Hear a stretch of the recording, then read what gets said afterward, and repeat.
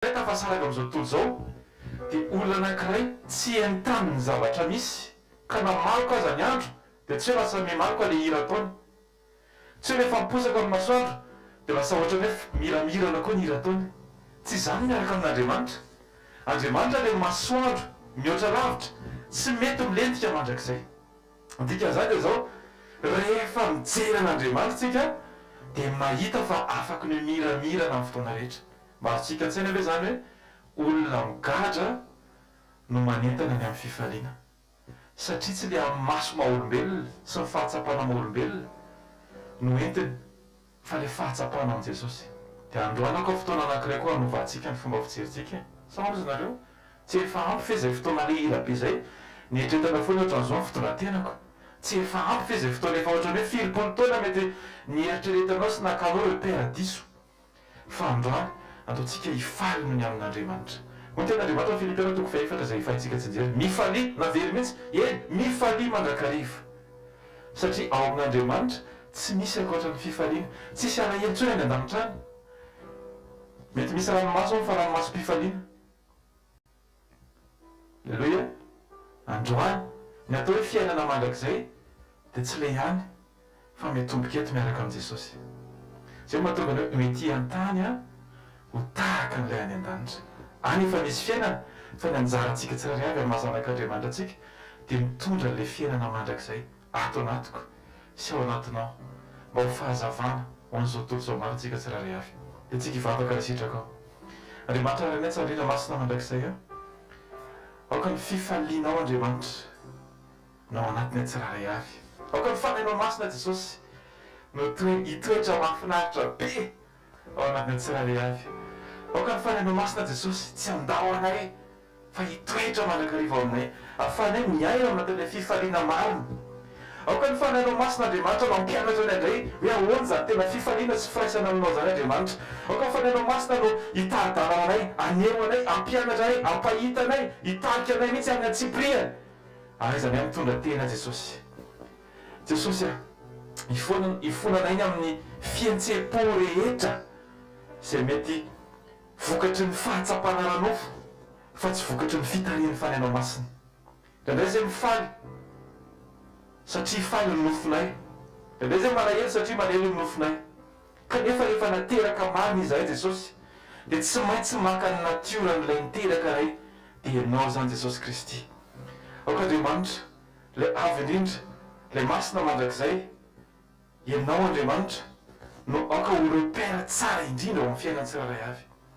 Ary izay rehetra dia ay anaiky marina fa ianao ilay tompo tsy miova, ilay be fitiavana, ilay fema-tsarana, ilay avo indrindra, ilay mandrakizay, ilay vao mijery anay dia mijery amin'ny fitiavana. Ianao ilay tsy mitsoka, ianao ilay tsy mamela irery. Nasehonao zany omaly Andriamanitra fa ianao ilay Andriamanitra Jakoba, na dia hita ho tsy maneho anao ary ny momba azy Andriamanitra. Jesosy ianao ilay Andriamanitra tsy mba manary andavana, ianao ilay Andriamanitra mijerinay isan'andro, ianao ilay Andriamanitra mahatoky hatramin'ny voaloha ka hatramin'ny farany. Izay miaraka aminao Andriamanitra tsy mbola tsy nisy diso fanantenana zany mihitsiny. Raha mbola miaraka aminao zay Andriamanitra dia fantatray fa eo foana ianao mijery sy mitsinjo anay, mitarika anay. Aoka ny fifalianao Andriamanitra no toetra betsaka ao amin'ny tsirairay avy vokatry ny fahafenon'ny tenao. Amen. Dao tsika tehaka mafy be mariky ny fifaliana ho an'i Jesosy sady mitehaka tsika sokafantsika salamo fa 520 amin'ny anaran'i Jesosy. Salamo fa 520 amin'ny anaran'i Jesosy, andiny voalohany ka hatramin'ny fahatelo. Salamo fa 520 andiny voalohany ka hatramin'ny fahatelo. Fanapahan-kevitra no andrasan'i Jesosy amintsika tsirairay avy androany. Fanapahan-kevitra ny androso, fanapahan-kevitra ny aino, fanapahan-kevitra ny anaraka, fanapahan-kevitra ny ankina, fanapahan-kevitra ny ametraka azy ho voalohany amin'ny fiainantsika tsirairay avy. Asaiko ianao raha sitraka ao ataovy mbola tsisy tahaka n'ity fotoana androany ity hoe namaky tenin'Andriamanitra mafy be ianao. Amen na? Amen. Aza vela sakana ny kasibosy ny finoanao. Aleluia. Salamo fa 520 andiny voalohany ka hatramin'ny fahatelo vaky toy izao amin'ny anaran'i Jesosy. Nataony Davida: aminao Jehova no anandratako ny fanahiko. Andriamanitra ianao no itokiako, aoka tsy homenatra aho, aoka tsy falian'ny fahavaloko aho. Eny, tsy isy homenatra izay rehetra miandry anao, fa izay mivadika foana no menatra. Amen. Asitsika tehaka mafy be ho any Jesosy androany. Jesosy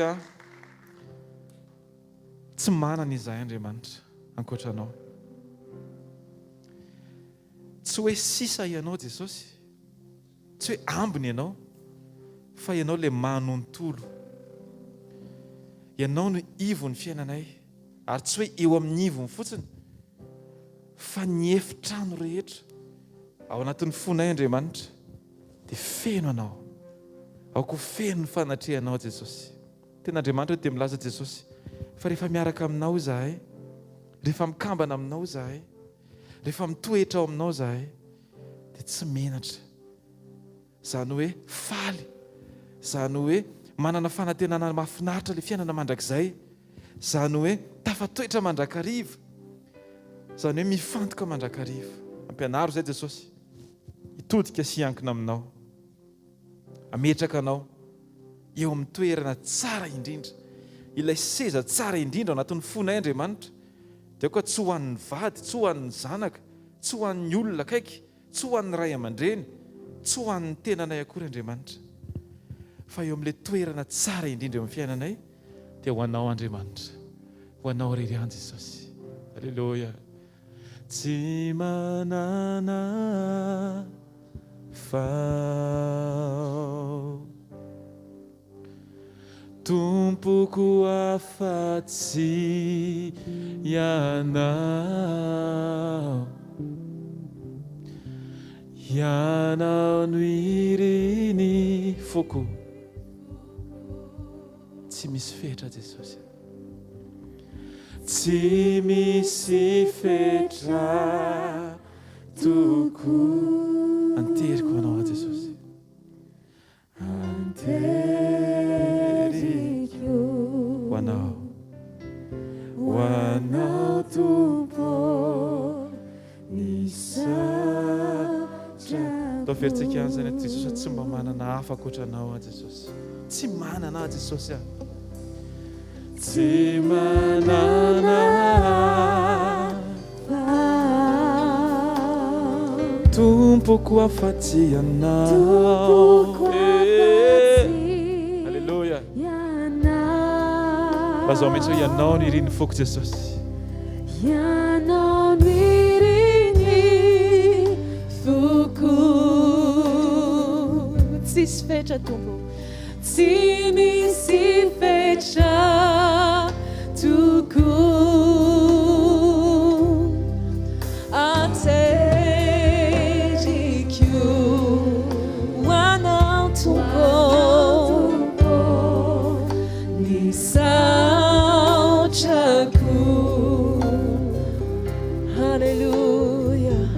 Quando só te actumpo anterior quando tumpo ni sao chaku. Haleluia. Oi David ampanao salamo faaraka amin'ny 10 hoe ampandrenesy fifaliana sy firavoravonao ifalian'ny taolana izay voavakivakinao. Raha toa ianao androany ka araka ny teny mpanompon'Andriamanitra atao hoe mety baikobaiko ny zavatra manodidina ny fifalianao sy ny hafanamponao idenan'Andriamanitra dia androany mangataha amin'ny tompo mihitsy ny hoe ampandrenesy fifaliana sy firaviravonao ifalian'ny taolana izay voavakivakinao. Betsaka ny zavatra mety lalovantsika alohany atongavantsika eto an-tranon'Andriamanitra, zavatra iainana ny tokantrano any, zavatra iainana ny mpiara-miasa amin'ny namana rahavavy sy anadaha-isany, kanefa dia tena tenen'Andriamanitra tsika hoe araka izany hoe tsy tokony ho baikony izany ny fitiavantsika, ny fiankohofantsika eo anatrehan'i Jesosy, fa tena tokony hampifaliana foana ny ankanesantsika eo aminy. Ary sitrapony dia sitrapony tokoa ny iainantsika eo anatin'izany fifaliana izany mandrakariva. Ny Davida ihany koa izay tena nanana fo ankasitrhan'Andriamanitra, ary dia nisy fotoana izy lavo tany Batseba fantatritsika izany, kanefa dia tena mibebaka tokoa izy ary dia tena tonga saina izy rehefa notenen'ny mpaminana tany, ary dia nivavaka izy hoe aza manary hiala eo anatrehanao ary aza manaisitra ny fanahinao masina amiko ozy izy ampitio amiko ny fifaliana amin'ny famonjenao ary toany fanahy mazoto aho. Amen. Alleluia. Io mpanjaka io izay mpanompon'Andriamanitra izay tena hoe source d'inspiration atsika fiderana fiangovana eny amin'ny toepo dia tena nanana fahatsapana lalina ny amin'izany hoe sarobidy loatra ny fanatrehan'Andriamanitra eo amin'ny fiainana. Ka raha toa ka very ny fanatrehan'Andriamanitra izy dia very ny zavatra rehetra, na dia manana ny zavatra rehetra aza, na dia mpanjaka aza, na dia tsisy mahory azy ary ozy izy hoe aza manaisitra ny fanahinao ato amiko ozy izy. Alleluia. Andaontsika androany tena angetaeta fatratra an'izany hoe aoko feno anao mandrakariva fanamasina, aza manaisitra ny fanatrehanao ato amiko fa ilaiko loatra mihoatra noho ny zavatra rehetra izany. Amen. Alleluia. Misaotra Jesosy averentsika izany izy izany asandratro ny tanako anao Jesosy mpanjakako, ianao ilay mpanjaka ny foko. Alleluia.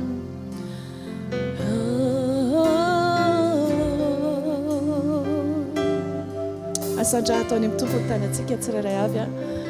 Alleluia. Asandratro ny tanako hoanao Jesosy mpanjakako, fianao ilay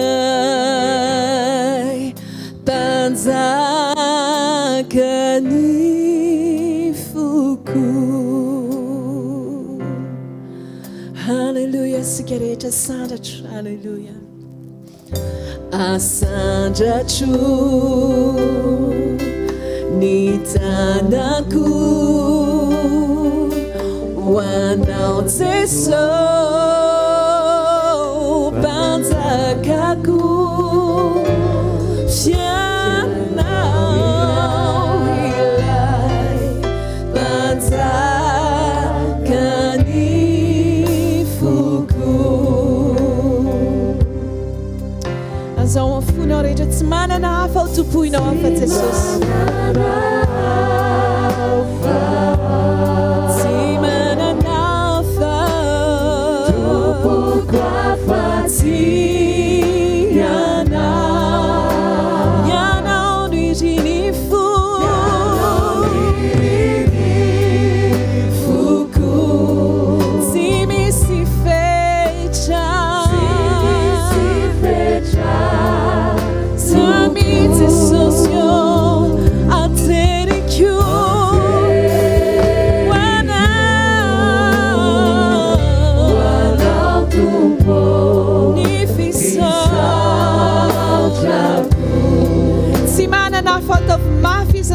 afutsika fanatsika rehetra tsy manana hafa tompoko afa-tsy ianao. Tsy manompo zavatra hafa izay Jesosy, tsy manompo activité izay Jesosy, tsy manompo zavatra hafa fa tsy ianao izay, fa ianao no ireny fonay mihoatra noho ny zavatra hafa rehetra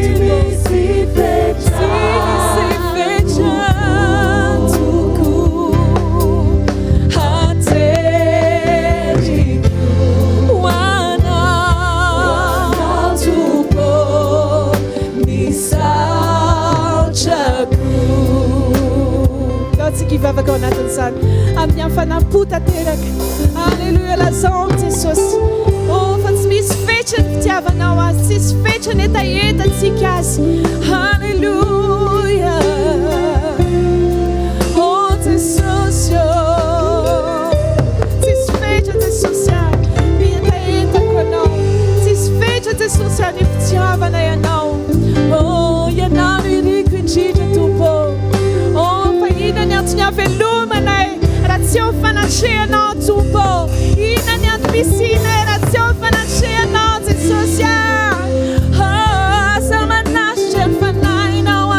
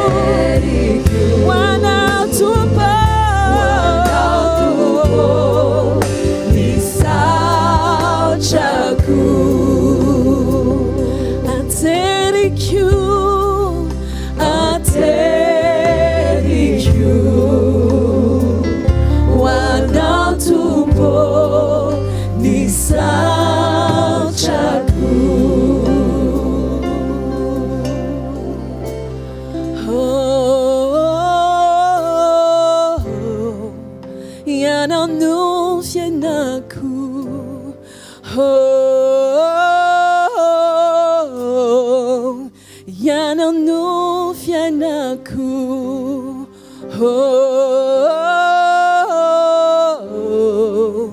yananu fianaku,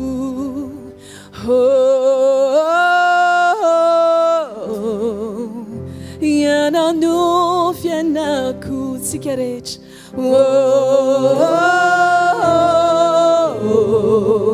yananu fianaku.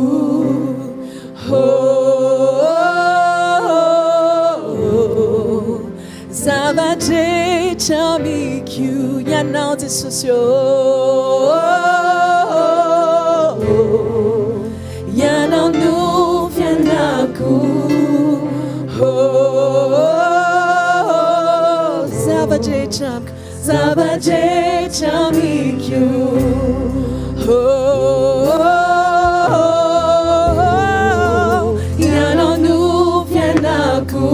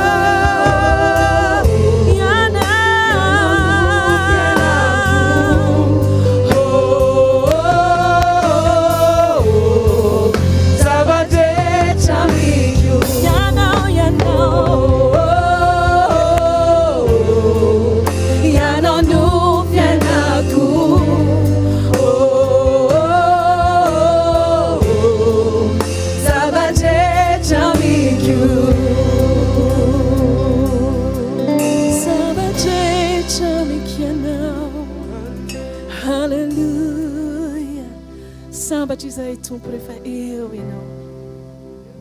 Halleluja. Satria tsy miankina tompo amin'ny zavatra hitany maso, tsy miankina amin'ny zavatra manodidina mihitsy Jesosy ny fiarahanay miaraka aminao. O Jesosy, ny fifalianay dia avy aminao rery ihany. O ny fahasambaranay, ny fiadananay, ny fitsaharanay dia tsy avy amin'izao tontolo izao fa avy aminao tompo. Halleluja. Zany mahatonga anay tompo mitady anao toy izao. Zany mahatonga anay maketo tranonao toy izao. Zany mahatonga anay tompo tena hoe tsy mahazo aina izahay Jesosy raha tsy makeo atongotrao mandrakariva. Halleluja.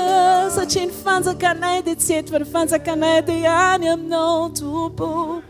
Halleluja. Halleluja. Ary ihany no fonenanay. Halleluja.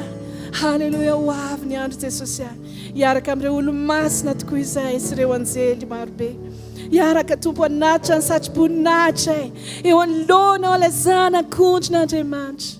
Ho avy tsy hoe izany fotoana izany tompo, ary dia ho faly indrindra ny fonay hitsaoka anao tompo.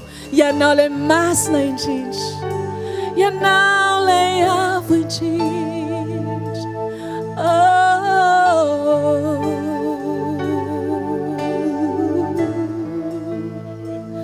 Halleluja.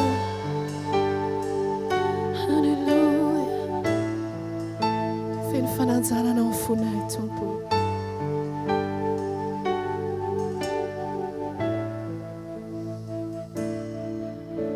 Je m'assieds ainsi, je wanzei mia cammina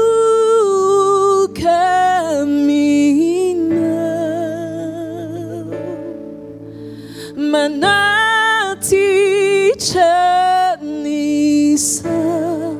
jubuni nai chanulo nizana kuj medika indinjanau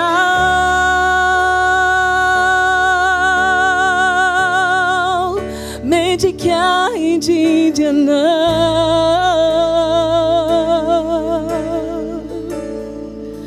yanau nuniavi nizava Zava-miafin'ny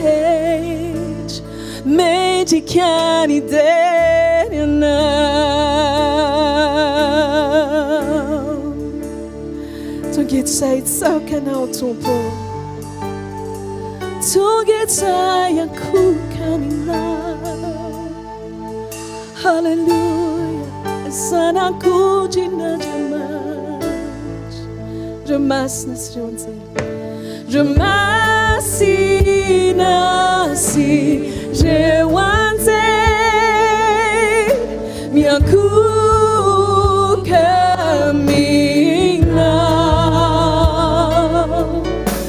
Manati chanisa chumbuni nai chanulo nizana kuj menski jena tumbo jena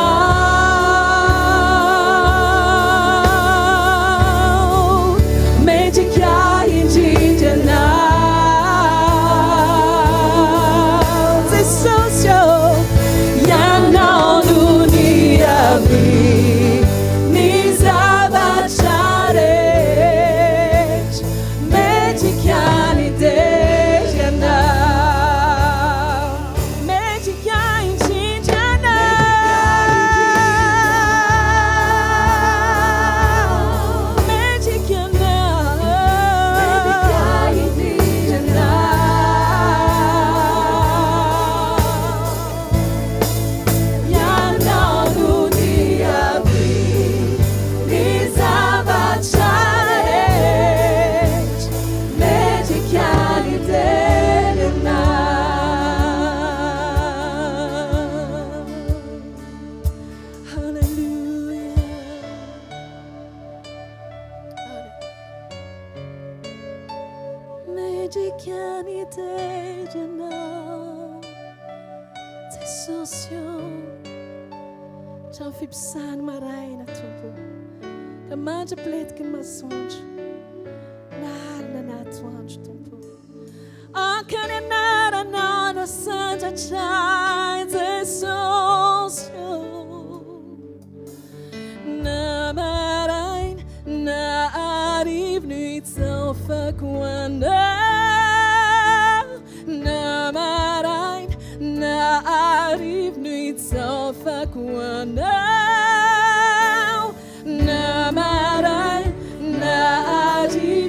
Sofak wanao namaray na arif ni sofak namaray na arif ni sofak wanao yanot se so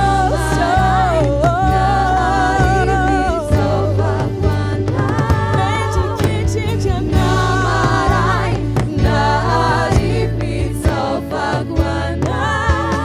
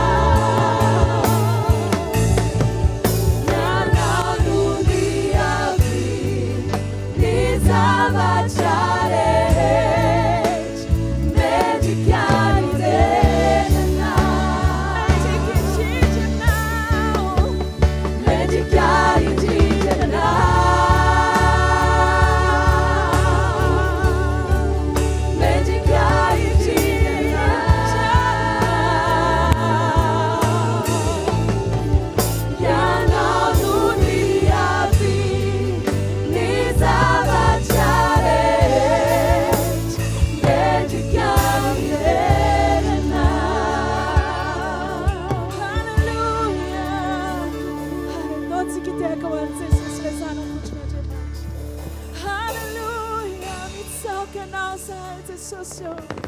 Halleluja. Masina indrindra ianao Tompo.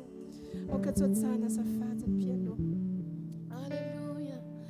Na maraina na hariva Tompo dia te hitsaoka anao mandrakariva izay. Te hidera ny anaranao mandrakariva izay. Satria ianao ilay zanak'ondry mandramaritra. Halleluja. Halleluja. Esy voninahitra ny eo amin'ny fanatrehanao. Favokisam-pifaliana ny eo anatrehanao Tompo. Oh, ny eo anatrehanao. Ka te hitsaoka anao zahay. Na maraina na hariva no hitsafako anao. Na maraina na hariva no hitsafako anao. Sika rehetra. Na hariva no hitsafako anao. Na maraina na hariva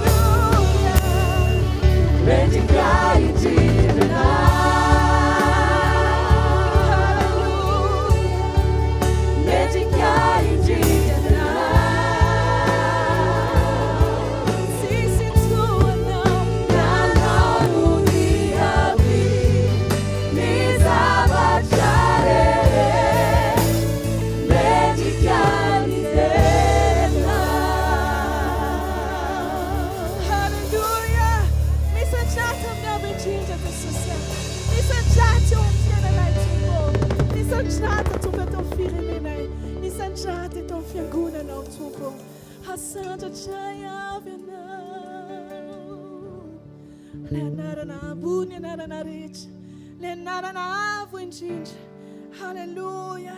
Antolean lualka rehetra ny anaranao Jesosy. Asandratra ianao ry Andriamanitra avo indrindra. Halleluja. Isakiny miantsoa. Ny anaranao Jesosy. Ny anaranao Jesosy. Demasiado esia. Demasiado esia. Mapanchesia.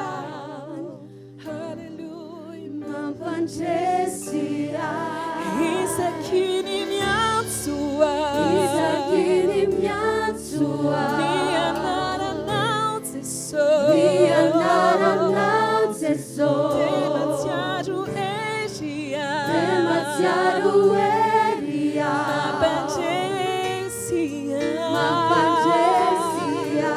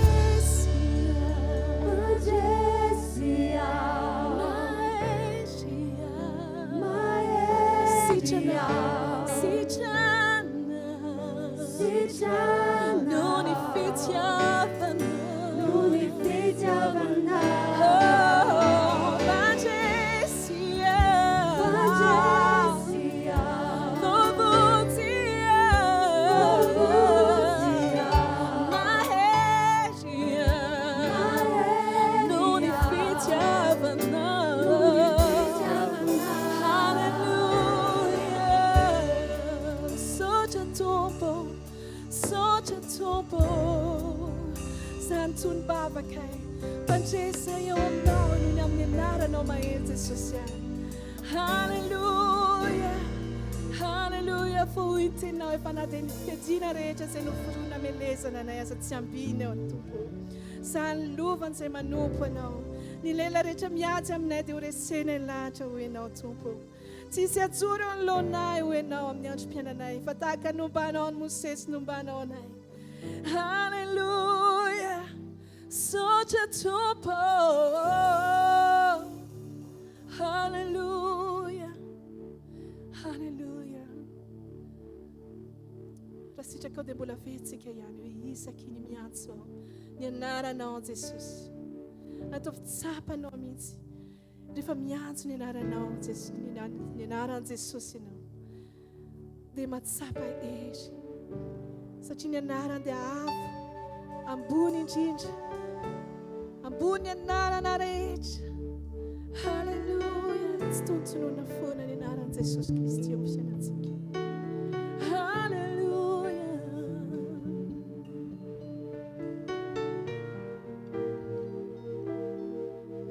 Isaky ny miantso ny anaranao Jesosy, dia matsiaro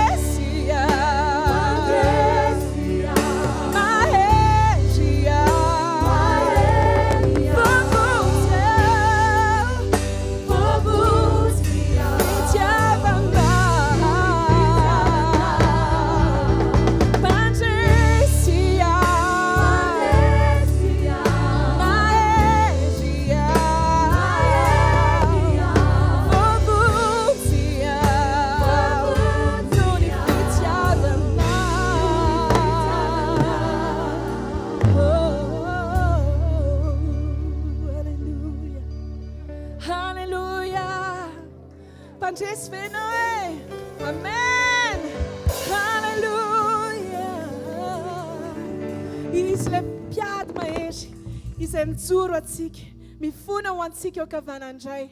Haleluya, raha izy no mombanao, izy no atohitra anao tsisy atohitra atsika.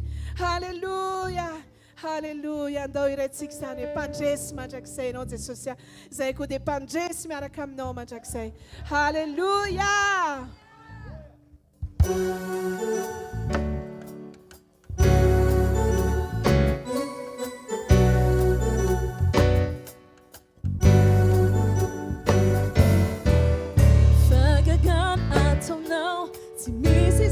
Tsy anao atao miaseto ny herinao, tsy miova ianao manangana to tamin'ilay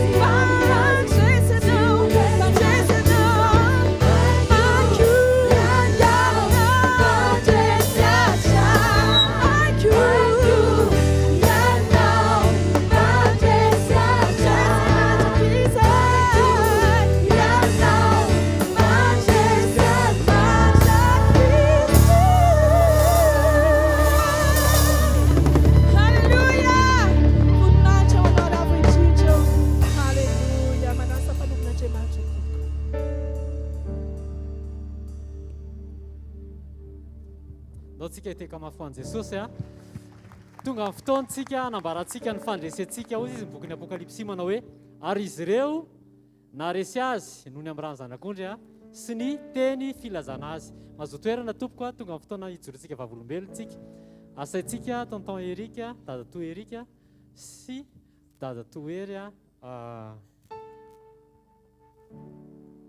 androso ety aloha alleluia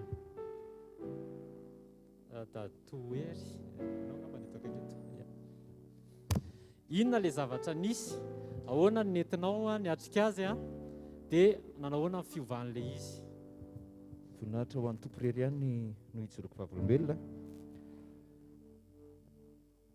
raha nandalo ady a tamin'ny fiainako teo amin'ny asako teo amin'ny fiaina tokantranoko mihitsy a sy ny asako dia nieritreritra hoe inona Jesosy manompo anao anefa maninona ny tratra an'izao zavatra zao dia mivavaka dia rehefa mivavaka tao anaty mivavaka aloha ny tefen'ny tompo izany hoe ny tanjon'ny tompo izany eo anatin'ilay izy a voalohany indrindra dia tompo sary-piaro amin'ny sary-piaro amintsika fotsiny izy fa sary-piaro amin'ny zavatra izay omeny antsika raha tao amin'izany asako taloha zany a zany a nanana toetra izay nieritreritra hoe ianao ny lehibe dia lasa nanao tsinitsinina zany hoe ohatrany hoe masika amin'ny mahafantatra tsara moa ireo manodidina anao hoe za somary masitsika izay moa indraindray sarotiny amin'ny zavatra tsy tokony ho izy kay tao anatin'io zavatra io ny tefen'ny tompo a tefeny aloha anaiky azy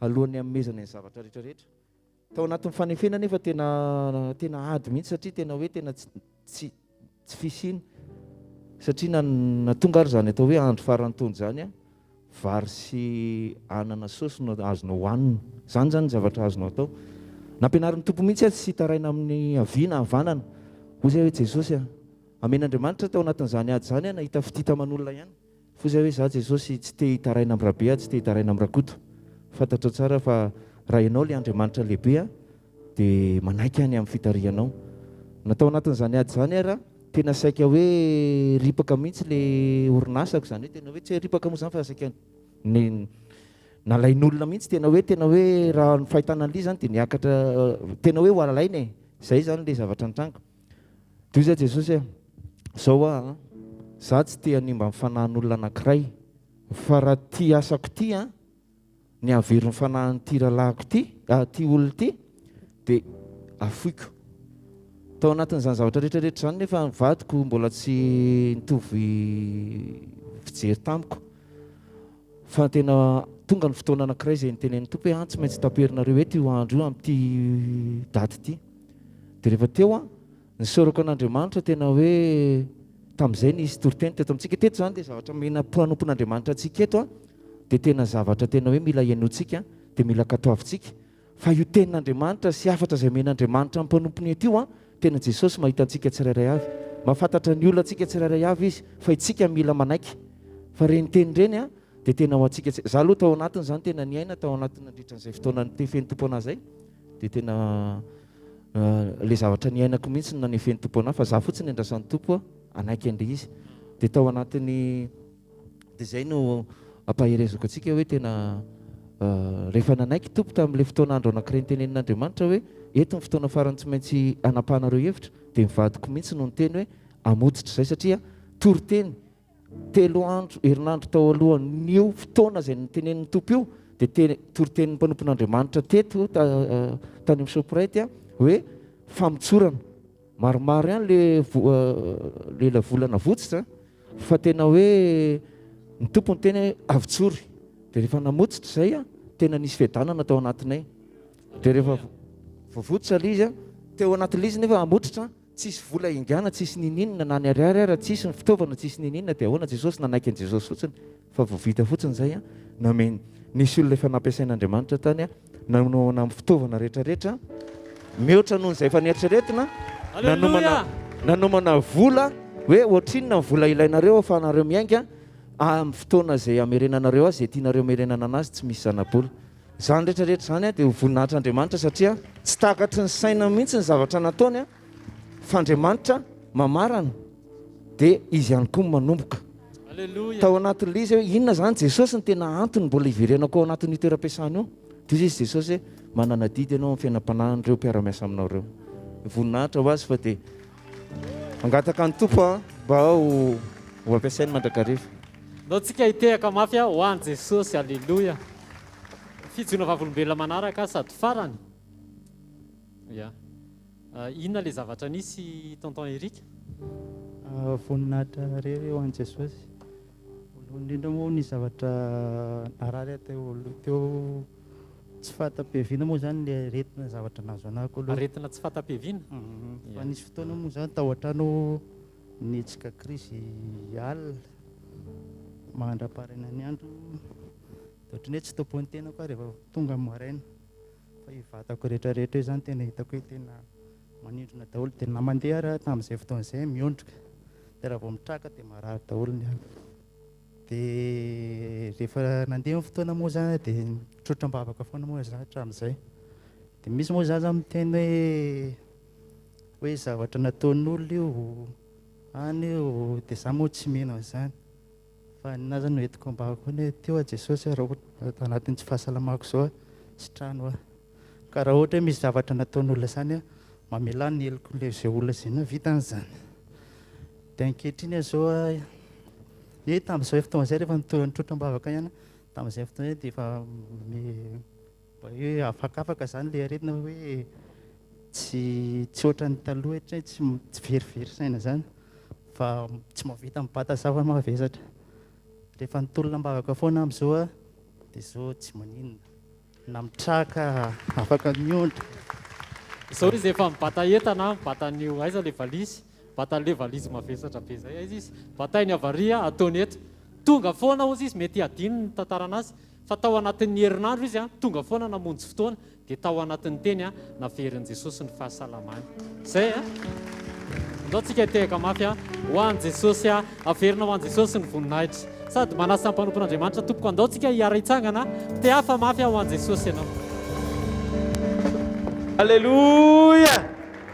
Ndao tsika itetarana mafy be ho amin'ny mpanjaka ny mpanjaka sy tompony tompo lay mendrika ataony hivitsika ho amin'ny fankasitrahana sy fiderana ambony indrindra satria mpanjaka n'izao rehetra zao izy. Izy no antony ity fivoriana ity izy no manapa-keto izy ny patron sy lehibe indrindreto ary tsy afaka mijoro eto niza raha tsy noho ny heriny ny anarany Jesosy Kristy avy any Nazareta. Ndao tsika itetarana mafy be azy. Halleluia. Raiso tompony voninahitra ho anao mandrakizay. Raiso eo amin'ny fiandriananao, amin'ny fiankofanay olonao, amin'ny fanipazanay ny satroboninahitra avy eo atapindohanay ho eo atongotrao. Ny voninahitra ambony mendrika ny mahampanjakanao. Tsapanay tompo fa tsy noho ny fahatsaranay. Mamatsiaro an'ny Mosesy rehefa ny se présente tamin'ny Mosesy ianao nanambarany momba anao dia ozy ianao hoe za no Andriamanitry Abrahama, za no Andriamanitry Isaka ary za no Andriamanitry Jakoba. Tsy niteny akory ianao hoe za no Andriamanitry Israely fa ozy ianao hoe za no Andriamanitry Jakoba. Nijoro vavolombelona ianao fenao le niaraka tamin'ny Jakoba tao anatin'ny famitahana ka nanova azy ho Israely. Zany fitiavana lehibe zany tsy mba menatra ny fahadalanay fa le nitantana anay tao anaty tsy famendrena mihitsy ka nanovanay olom-baovao. Zany mahatonga anay isaky ny mijoroka misaina ny fitiavanao sy ny famonjenao dia te hiteny foana zay hoe hosana halleluia ho any amin'ny avo indrindra ho an'ilay mitoetra eo amin'ny seza fiandrianana mandrakizay, lay tokana sady mpanjaka ny tompony tompo, lay mendrika sy tompony zao rehetra zao. Raha tsy noho izy tsy ary zao rehetra zao. Ny fahefana ambony indrindra, ny fahatsarana ambony indrindra hoentinay amin'ny fiakofany ao anatrianao, anambaranay fa mendrika ianao amin'ny anaran'i Jesosy Kristy avy any Nazareta. Raiso Jesosy eo zany fiderana zany fa mendrika ianao mpanjakanay. Halleluia. Raiso ny voninahitra liona zanako era laza mandra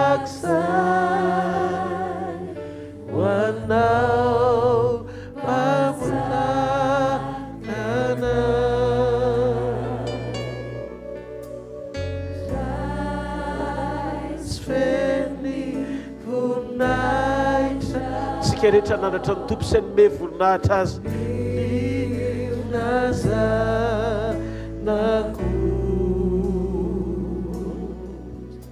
iteralasa madratsay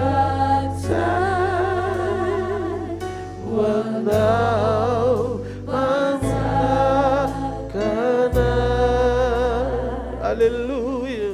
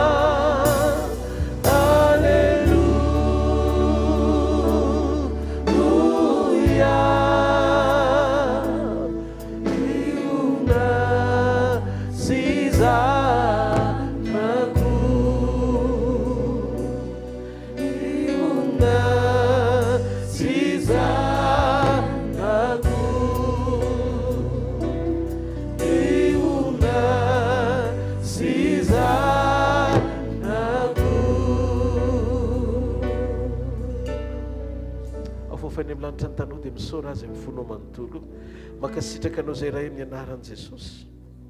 Sotra tamin'ny fotoana no any maraina, sotra ny mbola nomenao maraina vaovao zay famindrapo isa maraina vaovao tsy hitovizany tamin'ny maly ny fifoazanay maraina fa afaka hanova zavatra ianao mandritry ny alina.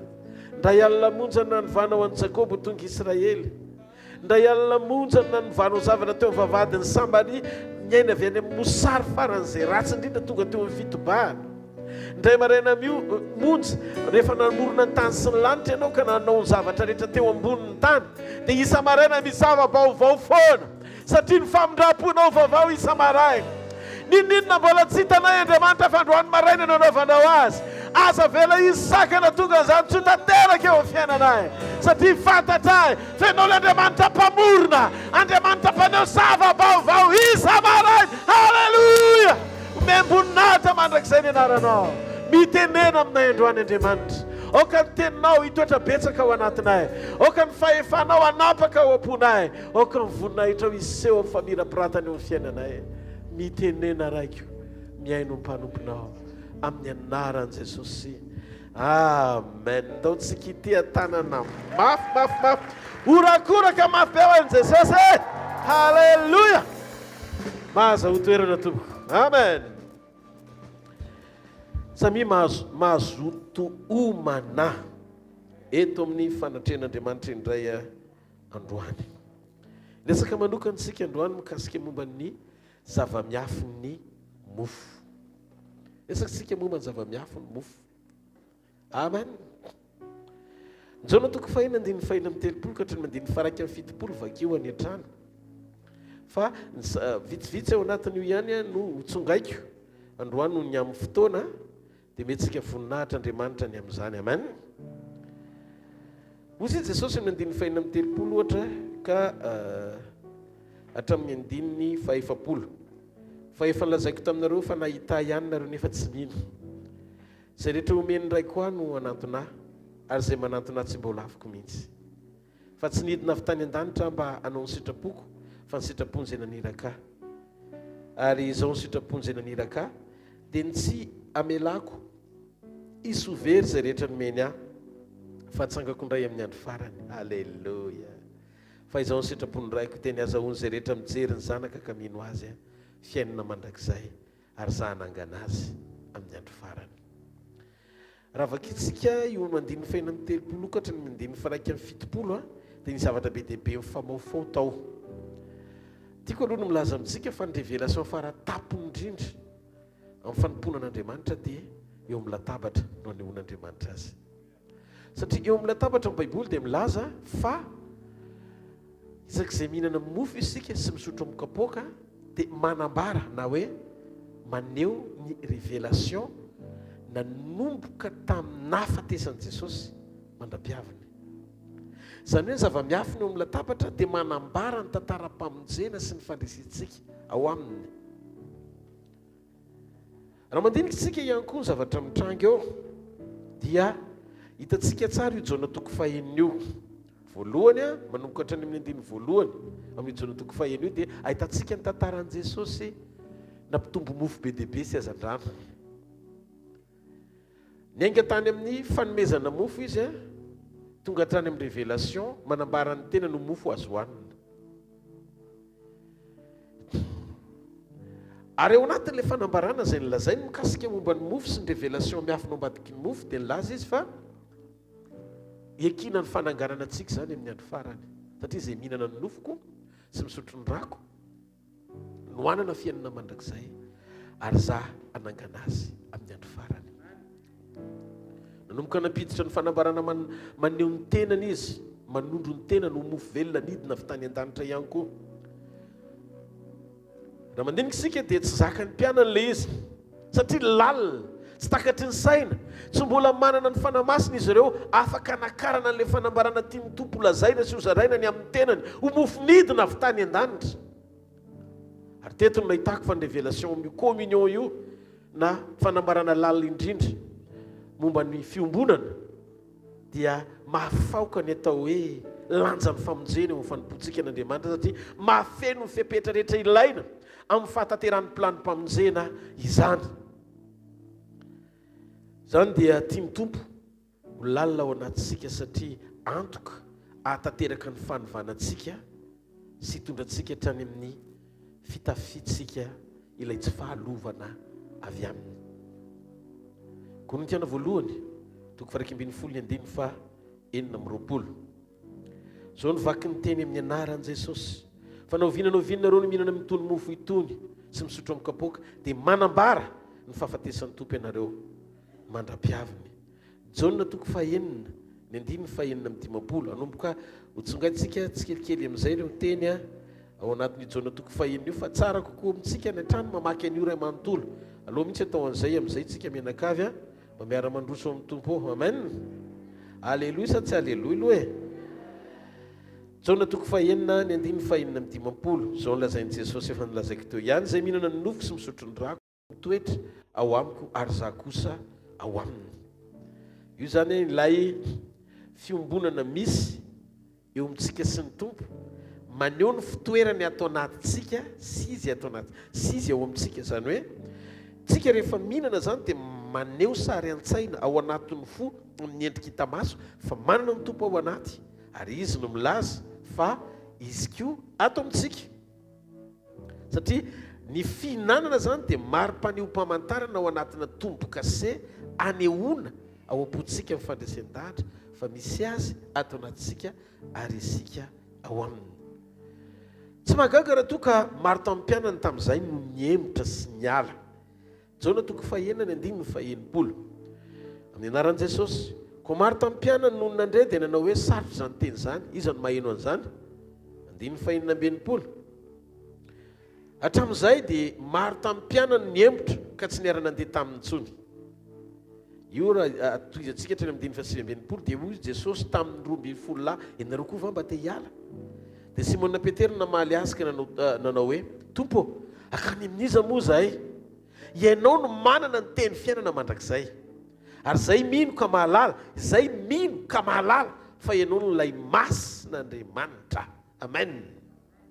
Dia tsika jery kely ny amin'ity tantarany mofo ty aloha nidirantsika ao anatin'ilay révélation ampitombonanao tsara eo amin'ny toeram-pihinanana an'izay zavatra tian'Andriamanitra ampahafantarana ny planom-pamonjena sy ny lanjan'izany ho eo amin'ny fiainanao. Ny tantarany mofo dia nanomboka tany amin'ny bokin'ny Genesis io mofo. Mahavariana dia zao, tao edena tsisy mofo. Fa Andriamanitra efa nahita mialoha amin'ny fotoana ny olombelona hihinana mofo nefa tamin'izany voankazo ny tao edena. Tsy mbola nisy mofo tao edena tamin'izany.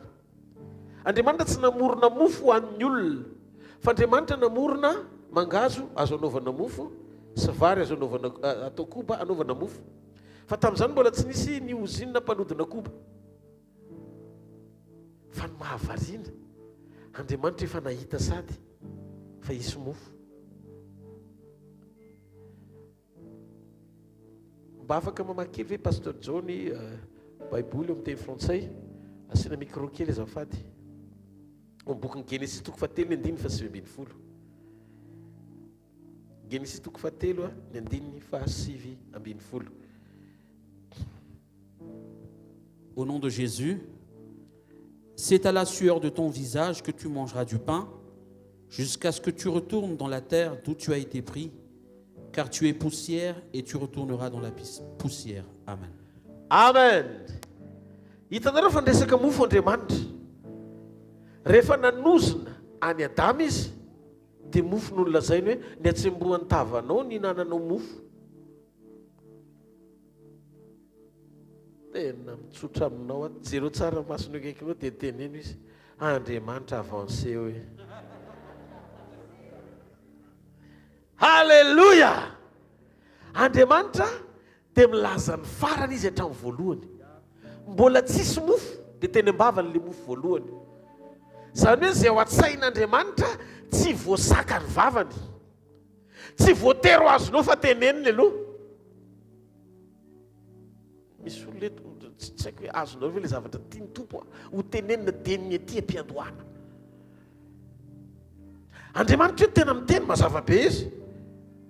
Mety tsy azony Adama koa hoe nihinananao mofo satria zavatra mbola tsy tavita fa zao Andriamanitra no teny hoe mofo ilay izy. Zavatra tsy azony zareo, Andriamanitra no hoe fa misaina ny tena no mofo. Fa zao mampiomana ny olona isaina le zavatra tena ilain'ny olona, tsy hanina hohanina isak'izay tsaroana ny mofo, fa foto-tsakafo mahavoky ny olona. Taso hiditra lalindalina kokoa. Amen. Eto Andriamanitra tsy miresaka sakafo fanampiny, fa eto Andriamanitra miresaka foto-tsakafo. Ianao zao afaka mihinana chocolat rehefa matsiaro, afaka misotro jus, afaka mihinana bonbon, fa foto-tsakafo ny anarany ireny, fa sakafo azo hohanina isak'izay tsaroana. Ianao tsy hoe mihinam-bary rehefa matsiaro, fa tsy voky raha tsy mihinam-bary.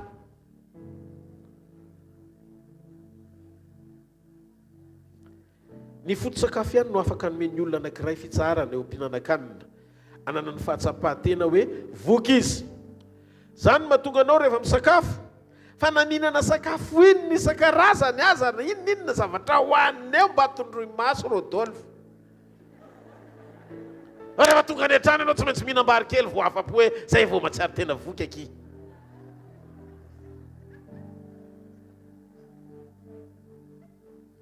Eto Andriamanitra tsy miresaka ny Adama ny amin'izay sakafo tia no tonga tsirokanina ao am-bavany, fa eto Andriamanitra miresaka amin'ny Adama ny foto-tsakafo-panorenana ananany Adama fahatsapana hoe voky izy, ary ao anatin'izany ny fanoharana mikasika momba ny mofo.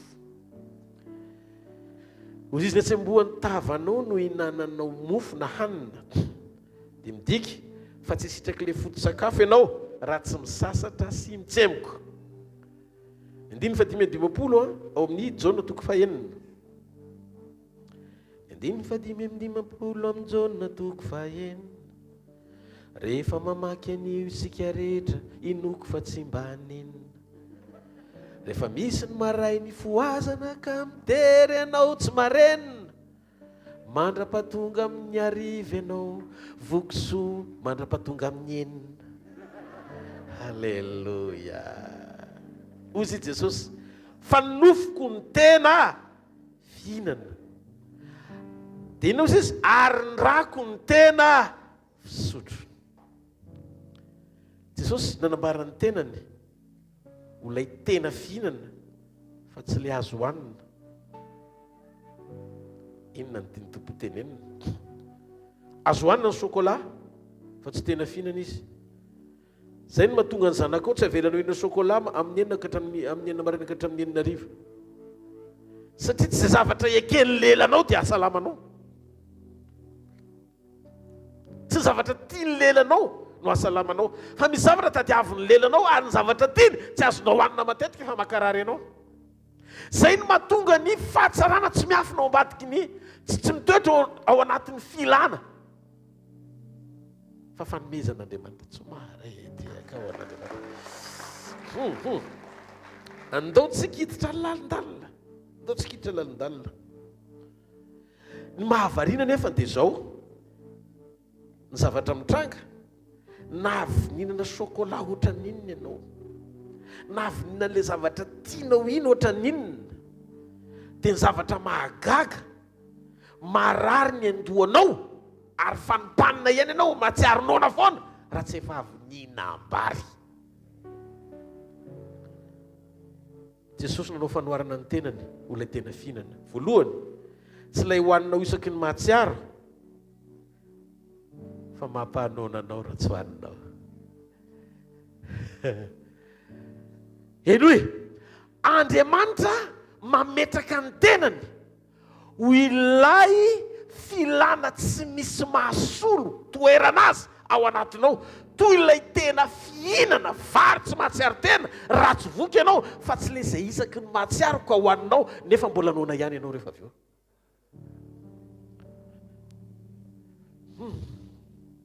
faharoa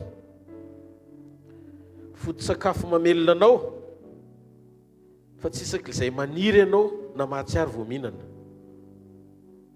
fahatelo ilay tsy mahatsiaro mihitsy ianao hoe voky na afa-po na afaketaeta raha tsy efa niombona sy ny ray aminy amin'ny jiosy a mofo ny foto-tsakafony toy ny vary eto amintsika fantatrizareo tsara fa tsy natao hisitraka ny sakafo tena hoe foto-tsakafo ny jiosy na ny zanak'olombelona rehefa namaky ny baiboly izy raha tsy misasatra Genesis 3:9 fantatry ny jiosy fantatry zay mamaky baiboly rehetra ny fisin'io hoe ary ny fisasarany sy fahatsembohan-tavanao ny hinananao dia fantatry ny jiosy ny lanjany zany atao hoe foto-tsakafo zany nefa ny ozona azo ny olona taranak'i Adama eo amin'ny nofo dia hoe tsy hinana izy raha tsy sasatra zany ny antony natonga ny jiosy rehefa mahita sy misitraka mofo maimaim-poana tamin'i Jesosy nanova nangataka tamin'ny mofo 5 sezan-drano roa atonga olona avoky olona tsomby 5,000 verina tao an-tsain'ireo jiosy ireo izay nanatrika an'i Jesosy sy ny fikisany le fahamarinany Genesis 3:9 hoe ny olombelona tsy natao hisitraka raha tsy misasatra fa tia misy olona hafa kely mifanohatra amin'ilay nilazainy tany am-poalohany fa manome mamaim-poana nefa tsy misasatra manokatra amin'ny masom-panan'ny olona Andriamanitra hoe misy ny présence ho an'izay nanao an'ilay ozona afaka nafoana azy dia ozy izy ny jiosy wow tsy ao ambany fanekena adamiky ty olony ty tsy ao ambany fanekeny Adama sy ny ozony Adama fa izy ty olony ty mahavita mamoky olona tsy omby 5,000 miainga mofo 5 sy azan-drano roa ty ozy izy ny jiosy amin'ny jaonina toko fahenina ihany ny 5:5 ry havako mahalala isany ozy izy ny jiosy andoranga io atao mpanjaka amin'ny anaran'i Jesosy jaonina toko fahenina 5:5 ary rehefa fantatry Jesosy fa efa ho avy ny olona akazy akeriny ataony mpanjaka dia niala izy ka lasa indray izy irerina ka ny tendrombohitra fantatry Jesosy amin'izay fa reto olona mikonokonona miaraka amin'reto anandratra azy ho mpanjaka ninona hitanareo le révélation anandratandreo olondreo azo ho mpanjaka ny révélation ny hafa natao ambadiky le mofo na tonga ny olona nitady azy fa tsy hoe ny olona korony tsy manana koba anaovana mofo dia le fahamarinan'le hoe tsy tao ambany fanozonany Adama Jesosy fa mendrika atao eo ambony sy eo amin'ilay toeram-panapahana amin'ny maha-Andriamanitra azy amin'ny maha-olon'Andriamanitra azy fa ny jiosy mbola tsy nanaiky azo Andriamanitra tamin'izany dia izy ny jiosy hoe alao izy atsangany ho mpanjaka fa manana an'ilay fahefana halleloia miavaka amin'ny olombelona rehetra tsy tao ambany fifehezan'ny nofo fa tandindona andeona sady ny révélation mahandriamanitra azy zany tsy maharedeka ao an'andriamanitra. andiny fahina amin'ny roapolo dia ozy jesosy nafantatra an'io satria fantatra an' jesosy lefa nanao natsipony tompo zany fantatra ny le révélation mahatonga anareo nanganao mpanjaka. jesosy namaly atsika ny olazaiko aminareo mana dia manina tokoa mitady ainareo nefa tsy noho ny nahitanareo famantarana fa noho ninanareo mofo kavoky. hitanareo ny révélation an'le mofo natonga anareo mitady azy satria mofo tsy hohanina raha tsy sasarana fa zany nanome anareo mamaimbona tsy ny sasarana atao anaty fampitombona azy alleloia. valiny jesosy le izy tsapan' jesosy nytao am-ponindreo te sitraka mofo tsy ampisasarana sy tsy ampatsemboana araka ny genesis 3:7-10 nytia ny baiboly ho tenenina jesosy ny tena fihinana fa tsy hoe hohanina isak'izay matsiary fotsiny, tsy le hohanina rehefa te hihinana kanefa tsy matsiary hoe afa-po raha tsy mihinana. fa io jesosy io lay tena mitondra fahavokisana sy tadiaviny kibona ao ara-panahy afeno ny fipetra-pitsaranao eo amin'ny fiainana. tandremo fa raha tsy amin'ny ara-panara ohatra ka tonga amin'ny dingana anankiray tsika hoe mety aminona tsy mivavaka azy ianao. io le tsy hoe isak'izay matsiaro no mivavaka fa izy no tena amin'io ka toko fa 20 tsy mety ny raha tsy mivavaka mandrakariva ka tsy reraka. ohatra anao isan'andro tsy hoe mandinga-mbary isan'andro zany no malagasy fa tsy maintsy mihinana isan'andro ka tsy mety raha tsy mihinam-bary mandrakariva. halleloia.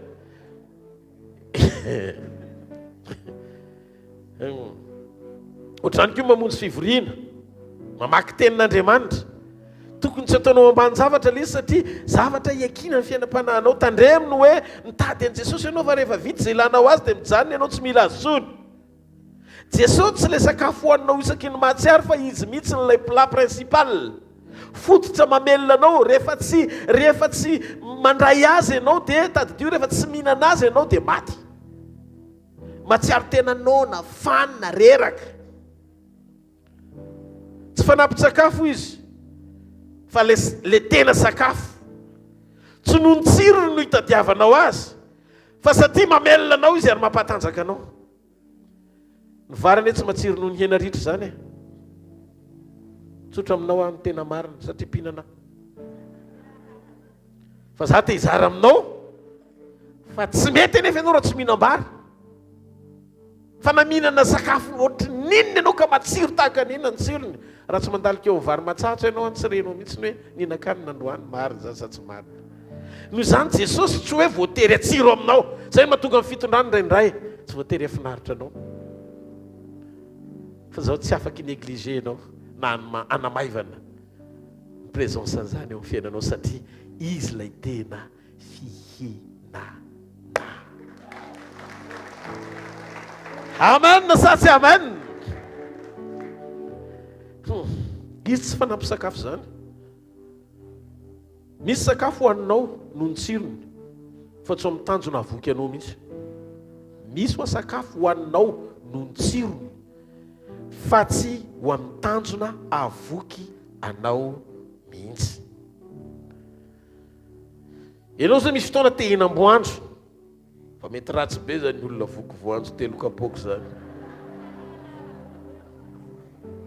kanefa mahavariana fa ny vary telo sotro be raha laninao tsy mona aminaina mihitsy ianao fa vao may mahazo aina ka tsy tsiro le izy satria te hinam-boanjo ianao fa rehefa tsy eken'ny sainao dia takiny kibonao.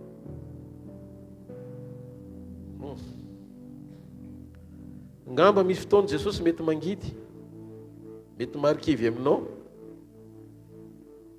fa ny antony atongavany eo amin'ny fiainanao dia amoko ny fiainam-panahinao am'le tena mapety ianao satria manana planiny heverana anao izy zay tsy hitondra loza fa fientanana. amen. misy fotoana fisehoan'andriamanitra tsy voatery mety amintsika indrindra moa rehefa feno fepetra-panovanatsika ny anaty toritenika manintsindrona toy ny tsilo ny zavatra lazain'Andriamanitra ry havana malala aovetsika misy zavatra ndraindray tsy akeny saitsika ary zany mahatonga ampianatra ny tompo amin'izao natoko fahenina rehefa lalina ny révélation dia tsy zakan'izy ireo le fanambarana maro no miverin-dalina sy nitsana teny an-dalana fa ozy Jesosy nanontany 12 nareo koa ve andeha raha mihaino an'izany ianao mizavatra hitan'ny masonao dia ohatran'ny tetenao zany ve dia atao hoe fitiavana amin'Andriamanitra ny fitiavana tsy hoe rehefa gate ianao amin'io izy efa manomana ny aino eny amin'ny azo fijaliana nandray tsika mila mamantatra hoe inona ny zavatra mampitokona atsika sy ny zavatra mampety atsika fa nandray ny zavatra mampitokona anao mampety anao fa tsy le zavatra tianao hita sy avoky ny hafa mba tonga anao ho soulager Andriamanitra tsy mpitondra soulagement fa guérison délivrance nomen'Andriamanitra tsy hoe amboamboarina le izy mba tsy hanaintaina ianao fa rehefa mitatsetra izy afahany tanteraka ianao zay mba tonga ny tompo milaza raha ny zanaka ny afaka anareo dia afaka tokoa ianareo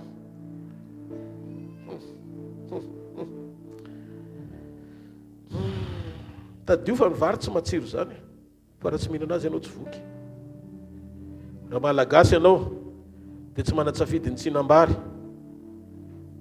raha teo voky ianao tsy maintsy mihinam-bary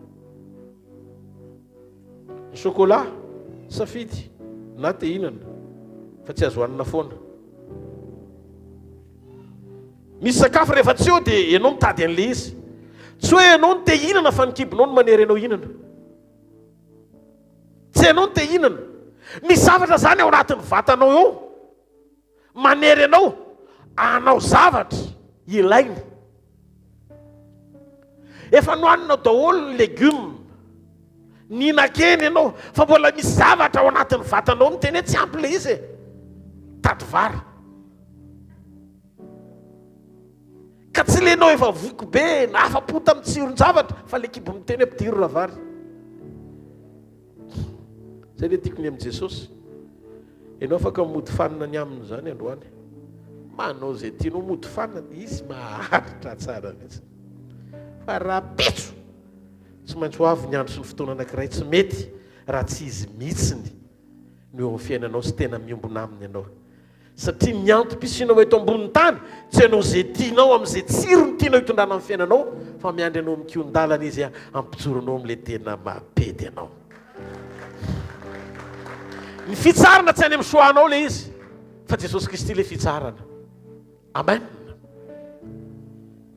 ataoko aloha zao fa ohatran'izay zany mba mapetipety ahy rehefa avy nefa tsy mety any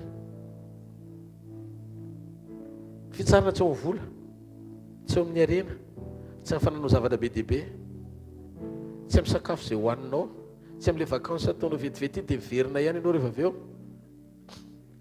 tsy any amin'ireny zavatra ivelan'ireny fitsarana fa zay Jesosy makanisa ty amiko ianareo rehetra izay miasa fatratra sy mavesatretana fa izaho no anomenareo fitsarana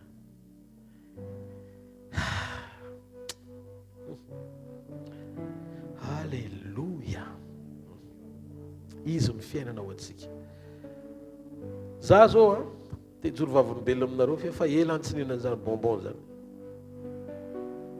efa taonany maromaro kanefa tsy mampaninana tsy mihinana azy za kokazy efa telo taonany tsy nisotroko tsy problemako zany jereko fotsiny mpisotro ary tsy mangetahita akory fa tamin'ny fotoana ny tenenana hoe tsy mahazo mihinam-bary betsaka tomany ako tena ny tomany fa mandinona tsy avela hinam-bary ao vetsika tena mitady tsy vitako ny tsinam-bary tena miezaka ny antony miankina amin'ny finanako azy ny fahazaran'ny vatako ao anaty tanjaka sy hery hiatrehako ny fiainana satria ny vary amiko tsy ampy-tsakafo na fanampy-tsakafo fa foto-tsakafo ohatra mihitsy Jesosy tsy le antsoinao isaky ny mila na tsaro ny vavanao fa izy mihitsy ny miantoka ny hery ao anatinao satria fototry ny fiainanao izy miantoka ny rehetra izy raha tsy eo izy tsy misy ijerevana ny momba anao, ny fiainanao tsy matoy izao anao, Jesosy Kristy avy any Nazareta no ilainao. Tsy atsika ny mila an' Jesosy fotsiny, fa ny tena marina miankina amin'i Jesosy ny zavatra rehetra. Tsy maniry an' Jesosy, fa mametraka an' Jesosy olona iantom-pisina atateraka ny momba anao ray manontolo. Amen sa tsy amen?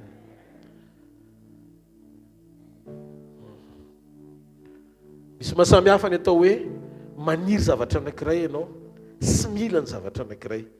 Ny filana maneho fa tsy mety mihitsy raha tsy eo izy, raha tsy tanteraka ilay izy. Ny envie mety mipetraka fa ny besoin hafa mihitsy. Ny fiarahana amin'i Jesosy tsy hoe ianao maniry fotsiny, maniry ianao foana tompo mila anao, tsy izay ilay izy, fa ny tena marina ianao mihitsy ny fiainako, tsy mety mihitsy ara tsy eo ianao. Dia izay mahatonga an' Jesosy ny teny hoe izaho no mofonaina. Le mofo tsy hoe mofo fotsiny fa mofonaina mihitsiny. Izy aloha tsy niteny hoe zaho no mofonaina e.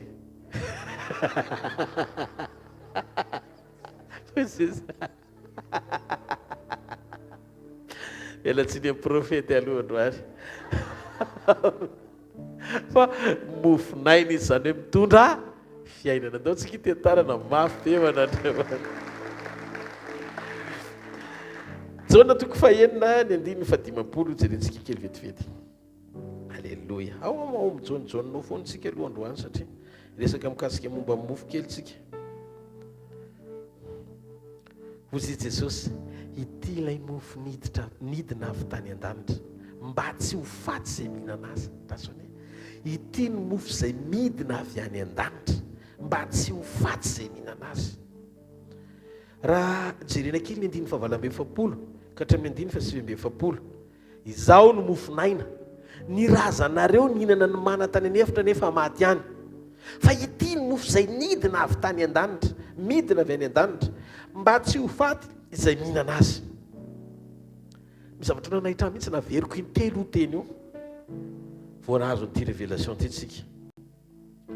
Tehizary Jesosy manambara ny mamofo midina avy tany an-danitra azy, tsy ilay fanomezana avy tany an-danitra toy ny manaka nefa maty ihany izay mihinana azy, fa ilay nidina avy tany an-danitra hitondra fiainana ho an'izay mihinana azy.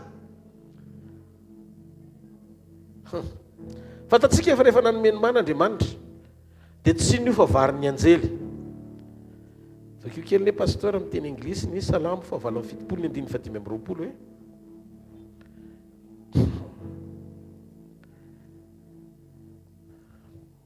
Salamo 7:7 Mandiny 4:20 ka hatramin'ny 7:20 azafady.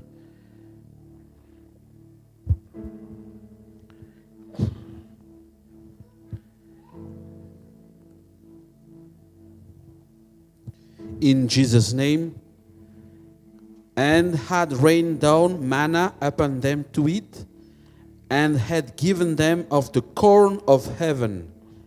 Man did eat angels' food. He sent them meat to the full. Amen. Amen. Haniny anjely.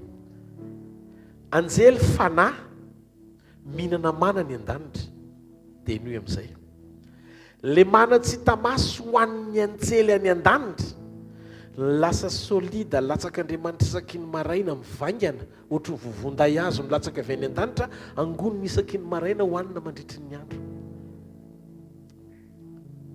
Sekoly ny finoana, raha mana tsy tamaso ny tonga many tamaso ny hoan'ny olona rehefa ao anaty fanekena, misy zavatra zany tsy voatery ho hitan'ny masonao, fefa misy azo any an-danitra zay le fitahim-panahy afaka hoentin'Andriamanitra mivaingana eo amin'ny fiainanao ihany koa. Zay aloha zany lesona voalohany zay. Ny anankiray faharoa vao may mahavariana, fa ianao kay rehefa mivavaka dia hoentin'ny anjely amin'ny plateau, amin'ny lovia, ny vavaka ao hoentiny eo anatren'Andriamanitra. Zany hoe ianao tsy mahita an'le izy, fa ny fotoana itenenao efa mivaingana le izy, le vavaka mivaingana tsy tamaso hoentina. Ny anankiray mivaingana tsy tamaso tonga hitamaso, ny anankiray avy eo amin'ny vavanao lasa mivaingana hitamaso eo anatren'Andriamanitra hoentin'ny anjely.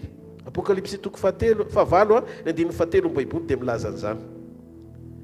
Sain'ny falahianina tsy tamaso fa sakafon'ny anjely sakafo ara-panahany nanjarita maso nomena ny olona tany anefitra natao asoa ny olona kanefa ozy izy Jesosy nirazanareo mihinana nyreny mofo reny kanefa maty any fa inona ny tiany Jesosy ho tenenina zany hoe sakafo ny velona mandrakizay no nomena ho an'ny olombelona fa maty any ny olona denas hiditra lalindalina kokosa mi mihaino tsaratsika fa resaka momba mofotsika io resaka momba mofotsika io ahoana efa tsika miditra lalina ao anatin'ilay fanambarana tian'Andriamanitra ho tenenina ao anatin'izay tsotra le izy faran'izay tena tsotra ny fiainan'Andriamanitra ny fiainan'Andriamanitra le tena fiainan'Andriamanitra am'Andriamanitra azy dia tsy nataon'Andriamanitra niafina ao ambadiky ny fanomezan'Andriamanitra na avy any an-danitra ohatry ny mana azy fa tsy maintsy Andriamanitra ny midina mitondra azy ao anatin'ny olona ny fiainan'Andriamanitra tsy vokatra avy amin'ny fanomezan'Andriamanitra fa ny fiainan'Andriamanitra dia lay Andriamanitra tonga nofo midina teo amin'ny olona anotrina ny olona ho ao anatin'ny olona ny fanatrehany mitondra ny fiainany fa tsy ny fanomezany azavaiko bebe kokoa ny fiainan'Andriamanitra dia tsy ao amin'ny fanomezana avy any an-danitra toy ny mana ositra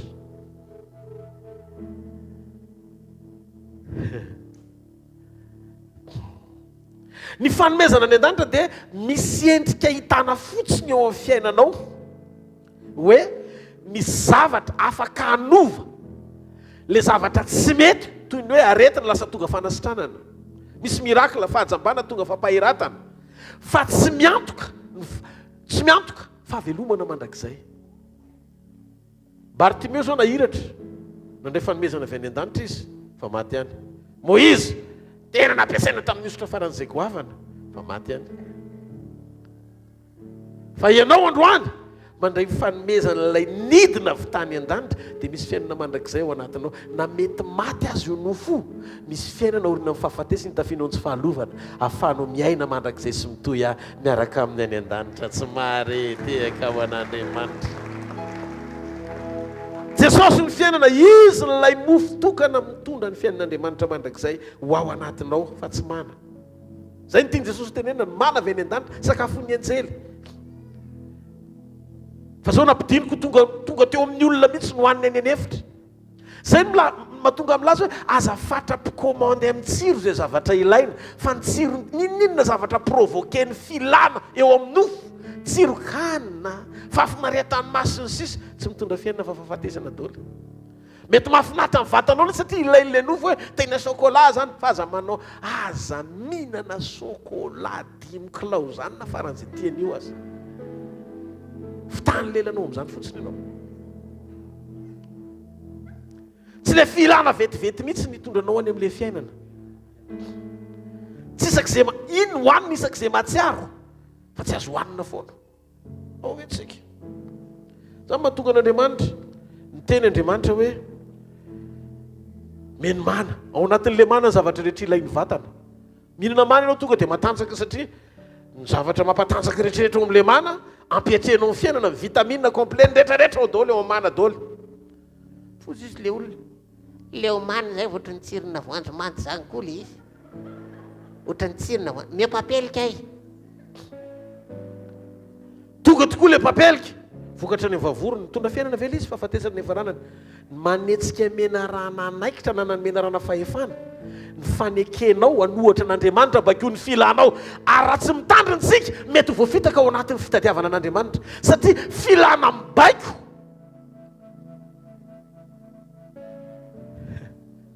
fa tsy sitrapon'Andriamanitra maniraka andohalika pastera misy zavatra lalina tsy azo ny zavatra teneninao zany fa honary ny fomba doliako raha tsy misy zavatra ilaiko tsotra le izy mivavaka tereny filana rehetra dia mety ho valiana Andriamanitra fa tsy ahasoanao fa matetika ireny baiko mpanerena am-ponoana an'Andriamanitra no zavatra afaka itifitsika hoe olona tsy tanteraka sika tsy manaiky mijoro amin'ny sitrapon'Andriamanitra fa hanery an'Andriamanitra fotsiny ao anatin'ny teny-pinoana anao zavatra goavana ho atsika vavaka tereny filana le izy mapety ianao raha mandeha ianao amin'ny fomba tsotra maneho natren'Andriamanitra oka ny fivavahana mba mifona sy ny fisaorana nentinareo maneho ny fangatanareo amin'Andriamanitra tsotra le izy afaka ianao mitoetro mahatoky malalaka tsara eo natren'Andriamanitra mametraka ny mombanao ray manontolo eo am-pelantanany manaiky ny fitariany tsy tereny filana zany hoe olona mitoetra eo amin'ny nofo fa olona ra-panahy halleloia tariany fanahy mitoetra eo amin'ny nofo fotsiny nofo any indramina fa tsy toerany zay mahatonga antsika tsy makafy nofo zay no mahatonga an' Jesosy tsy afaka mipetraka tao am-pasana satria tsy manana ninina ho izy na ny fasana nandevenana azy raha nindramina satria fantatra hoe tsy toerana aiza aloha zany aloha ozy izy raha Josefa za manana fasambao aloha ampidirina any nampidirina tao Jesosy dia nindramina satria fasan-drazan'olona tsy afaka ampidirina ny anarany dia lohary aloha sitrikany ohatrany hoe aiza aloha fa tena tsy maintsy ampidirina ty terrory ato azanazy misy zavatra tsy azonao misy zavatra nytiako hoe tsotsorona mihitsy le izy idiran'le izy tsara dia rehefa satria maninona tsy manana fasana Jesosy satria tsy nieritreritra izy anangana beton atao fasana tsara tare fa mieritreritra hoe o mandrakizay telo andro ihany nilana an'io faina 3 jours dia lasa tsy baretekaoanany tsy azonao le izy amen halleloia antenao fandraisana aiza ny trananaovana an'le tsisy amin'ny anarany na ray aiza ny tianao anaovana azy e ary anana hitanareo le fo misy miraikitsy amin'le taniny tsy tian'Andriamanitra fa tsy hoe ianao tsy anana ny zavatra rehetra akory asa fipetsaka le izy Jesosy zany maiky ny andeha satria tsisy nininona ho azy eto libra tsara izy ny ampandehanana faly izy mivavaka ho an'ny olona satria tsisy fananan'olona irinina ray ara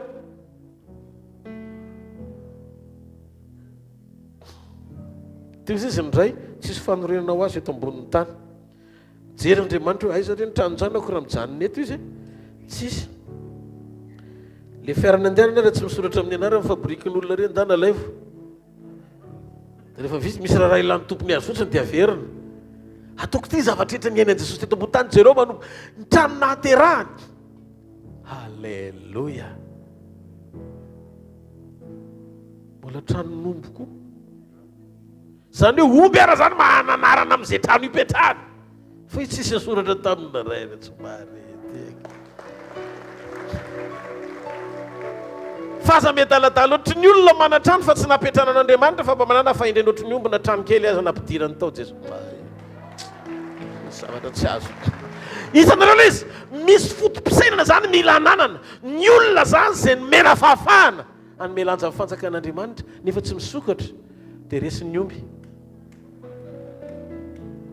trafikenany aho ome mahery mba va homana-po mieritreritra samy mitsakitsako any tokantranony any dola masika zany raha olona entitra fa tsy matsika fa raha tsotra zany nanaovako anareo tsisy mijoro zany eto na ray ary ty fo ty ampiasao an'Andriamanitra tenenio akaikinao ampiasao io fo io hoe ho an'Andriamanitra avy reny fantena ampiasao io fo io ho an'Andriamanitra ny anankiray faharoa dia tadidio Andriamanitra rehefa nanomeny mana dia vertikal no ny dinany vertikal avy any an-danitra nampidino ny vantana raraka ohatran'ireny vovonday azo maraindrainy izy dia milatsaka anakaiky ny tokotany zanak'Israely any anefitra dia manango ny Samariana ry zareo dia hoaniny fa zao tsy namatsy an'io Andriamanitra raha ohatra ka mbola misy zavatra azo atenaina azo hoanina teo amin'ilay tanàna fa tany anefitra tsisy nizanizy tsisy dokany any tsisy mpivarotra any tsisy voly azonao hoe ho tazana fa dia zao tany karaha rivotra sy ohatr'izay miainana any toy izy Andriamanitra hoe nomana sady misy ny élément rehetra ilaina atonga ny olona ohatrany hoe misotro rano ihany mihinana azy no manana ny vitamine sy ny protéine ilaina ao anatiny atonga ny olona atanjaka foana vertikala nampidina ny fanotronana ny sakafo an'ny olona.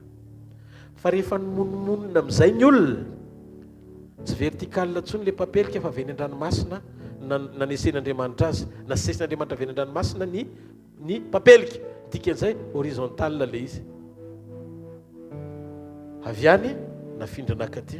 Fa ny mana avy any nampidiny notr'izao. Ninninona vavaka angatanao amin'ny filana dia tsy avy any an-danitra le izy, fa eto any Andriamanitra ny mamela izy. Mety averiry izy ny akisany ary, atsy makary ohatrohatr'izay. Fa ninninona fanekenao rehefa ianao no manay kotarian'Andriamanitra, miasa saina amin'ny fanotronana manomenao fitahiana vertikal avy any ambony no ampidiny le izy. Te kao an'Andriamanitra. Alleluia.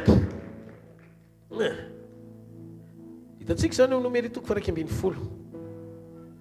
Nomeri toko faraika ambin'ny folo, ny andininy faraika amin'ny telopolo ka hatramy andininy faharoa amin'ny telopolo indray. Ozy izy ny ten'Andriamanitra. Ary nisy rivotra nitsoka avy tamin'i Jehovah ka nitondra papelika avy tany amin'ny ranomasina. Ary nampiahaka azy teny amin'ny toby ka tokony ho laliny iray andro manodidina ny toby no nisy azy, ary tokony ho roa akio ambonin'ny tany izy. Mahagaga. Andriamanitra zany mahavariana. Fa za rehefa makany anaty rano masina tsy mahita papelika any mihitsy fa reky ny hitako. Asa nareo na ohatra mba mahita an'izany, tsisy papelika zany anaty ranomasina. Za zany efa mba ny fotoana mijery documentaire dia mijery hoe aizany papelika amin'izao to tsisy mihitsy. Fa Andriamanitra rehefa tsisy ala ny anaty ranomasina ny akany papelika, fa misy nitehiriziny angany. Ny zavatra tsy azonao ny zavatra. Za zany ohatra miresaka rery eto. Fa misy zavatra nafenin'Andriamanitra tsy fantatrao ne zany ny anaty rano e. Zay zavatra tokony tadiavinao aty an-tanety nefa ny anaty ranomasina no nanotriany azy. Tiako fantatrao zao, fantarao ny fahalebiazany Andriamanitra. Fa rehefa io Andriamanitra goavany io ny ampiasanao amin'ny fahakelezana, dia zao le sainao tady amelabelatra be an'le siansy voafetra io, tiany hodinganina. Tsy manao lasasy any anaty ala ianao vao mahazo papelika, fa alainy avy eny anaty rano dia teriny eny am-baravaranao ary mampime amin'le izy. Aiza koa misy an'izany hoe avo be le papelika mifampitaingitaingina tonga dia amin'ny tany dia raisi-potsiny satria matavo loatra. Zany hoe misy toerana zany any an-dranomasina anaovan'Andriamanitra ferme.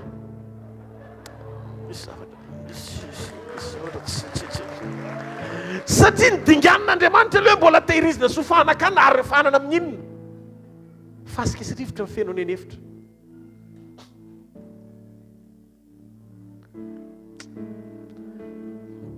Tsisy fahafapo na faniriana ao anatinao ka tsy hain'Andriamanitra efaina. Fa aza limiten'Andriamanitra amin'ny fomba fijery sy fomba fisainana hoe tsy maintsy zao ny lalana hitondrany mba tonga ny fiainanao ho tafavoaka. Menara manankina amin'Andriamanitra ny zavatra rehetra dia avy alao izy hitondra, fa aza tapahany isan'andro mivavaka izy hoe zao atao. Betsaka ny teo commandant an'Andriamanitra jery atrika maintsy ny tompo dia ny tompo manao jery atrika. Valideo kely ty Andriamanitra dia tsy maintsy validena izay zavatra tiany tiako ataonao Andriamanitra mba hoentiko mivavaka mihitsy ty mba ho tanteraka. Fa vitsy zany manaiky mametraka izany hoe tompo ty aho eto any amin'izay fahatanterana tianao hitondrana. Mahavarin'Andriamanitra. Tsisy naray ary anaty ranomasina tena mba nijery tena maky an'io teny io. Aiza ho aiza ny any anaty ranomasina raha misy papelika. Fa rehefa tsy hitan'Andriamanitra izy ny ala aloha tsy hitany, tsy hoe namorona ala vetivety io izy mbola aza be zany. Fotsiny hoe alaiko avy eto anaty ranomasina fotsiny reto dia levako aty. Dia anao zany no misaina misy papelika koa zany any. Dia nefa ianao raha misaina maha olombelona tsy lojika zany. Andriamanitra ny lojika izy. Ny important aza takarina zay fomba fitondrana fa mitoerana fahatokiana fa hanao zavatra izy. Raha ianao misaina hoe mbola misy tany maina any anaty rano, misy tany ka ny rano tany any zay vao ndrano e, satria Andriamanitra rehefa niantso tany avy ao anaty rano. Toy ianao rehefa avy eo lojika zany satria efa nampahafantarana amin'ny Genesis fa avy ao anaty rano any ny tany. Fa raha misaina ianao hoe misy papelika any anaty ranomasina, inona moa ny ifandraisana zany A plus B égale X ve zany sa 7 plus y égale racine carrée de 8.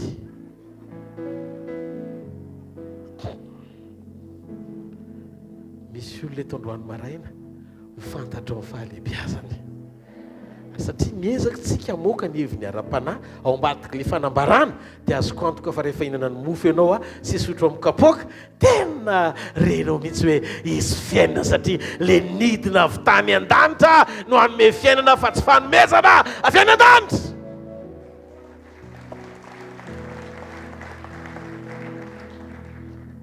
Ny vokatra tereny filana tsy mitondra fiainana fa fahafatesana fa zay avy amin'Andriamanitra ihany no fiainana. Deutéronomie 7:4. Inona ny zavatra azony fanomezana avy any an-danitra homena. Tsy miresaka tsika le nidina avy tany an-danitra, présence Jesosy nidina avy tany an-danitra fa le fanomezana avy tany an-danitra. Inona ny azony le fanomezana avy tany an-danitra homenanao? Voalohany ao amin'ny bokin'ny Deutéronomie 8:4, ny fitafianao teny aminao tsy rovotra ary ny tongotrao tsy nivoto izao 7 taona izao. Ao a Deutéronomie 7:20, ny 9:4 amin'ny anaran'i Jesosy. Dia nitondra anareo tany anefitra 7 taona tsy rovotra teny aminareo fitafianareo ary tsy rovotra teo amin'ny tongotrareo koa ny kapanareo. Zany hoe niarany tombo tamin'ny olona ny kanjony sy ny kapany. Amen. Inona ny azon'Andriamanitra homeny anankiray koa? Jereo boky Nehemia. Amen. Nehemia 7:9, ny 9:20. Izy ny ten'Andriamanitra. Eny 7 taona zao no namelomanao azy tany anefitra ka tsy nanjava-mahory akory izy, tsy rovotra ny fitafiany, tsy nivotokoa ny tongony. Ny fiantraikany mana dia voatahiry ny zanak'Israely. Zany hoe le fiainana tany an-danitra ao anatin'le mana ho an'ny anjely tsy naharo ny ain'ny olona tsy ho faty fa nisy fiantraikany teo amin'ny fiainan'ny olona zay ninana azy, ampitombony fitafiny, ampitombony kirariny. Alleluia. Satria zay le connexion amin'ny lanitra. Asa nazonareo lesy fa rehefa aveo zareo maty any. Fa le mofo midina avy tany an-danitra kosa mitondra fiainana mandrakizay. Io le fiainan'Andriamanitra satria io Jesosy io le endriky ny famonjena zay mihinana ny nofoko sy misotro ny rako manana fiainana mandrakizay ary za hanangana azy amin'ny andro farany. Mana tsy mahavita an'izany. Jesosy mofo no mahavita an'izany. Raha adika efa ila Andriamanitra keny nanomana azy ho tonga mofo teo amin'ny latabatra ary zany no mahatonga azy tsy nanaiky mihitsiny ho teraka tany Nazareta fa tsy maintsy tany Bethlehem. Bethlehem ny dikany dia hoe trano mofo. Ka tsisy mofo masaka zany raha tsy ao anaty lafaoro. Misy zavatra tsy azonao mihitsy le izy. Misy zavatra tsy azonao le izy. Tsisy mofo masaka raha tsy miditra ao anaty lafaoro. Noho izany Nazareta tsy lafaoro fa Bethlehem.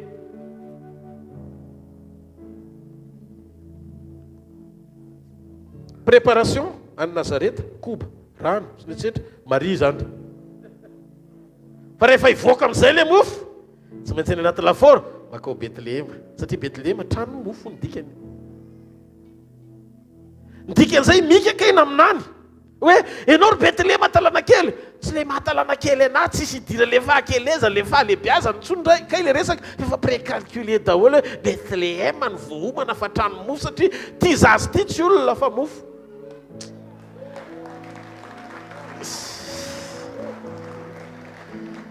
Asa nazonao le zavatra lalina tian'Andriamanitra ho atao.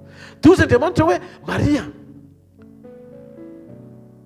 ao Nazareta ny amanginanao fa ny Bethlehem ny aterana. Hitako ane mitady fahasahiranana ry zareo. Ao Nazareta ne misy trano azo ipetrahany. Mana tsy niatsika atao fa atao ihany no niteraka. Fa inona ny tontonany any Bethlehem nefa tsisy olona ndray azy akory. Mitady fahasahiranana. Zany hoe profo rehefa Andriamanitra maniraka tsy voatery fanaraka amin'ny eritreretin'ny saina ny zavatra mitranga. Tsy hita masony na marita anazy. Fa io directive prophétique.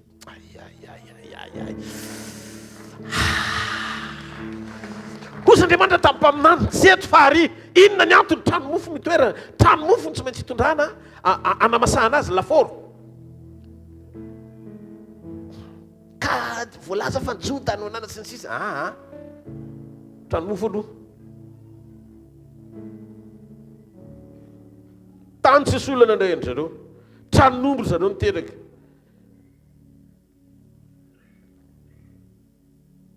tsisy mofo vity zany raha tsy makao anaty laforo zany na tonga azy tsy maintsy tao Betlehema satria izy no ilay mofo ny fiainana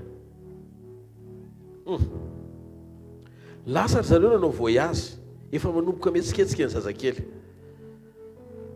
nakany Betlehema raha mandinika ianao tantaran'izy mivady reto ka mijery fa hoe olona tena tsy misy ohatrany hoe misy favoazana zany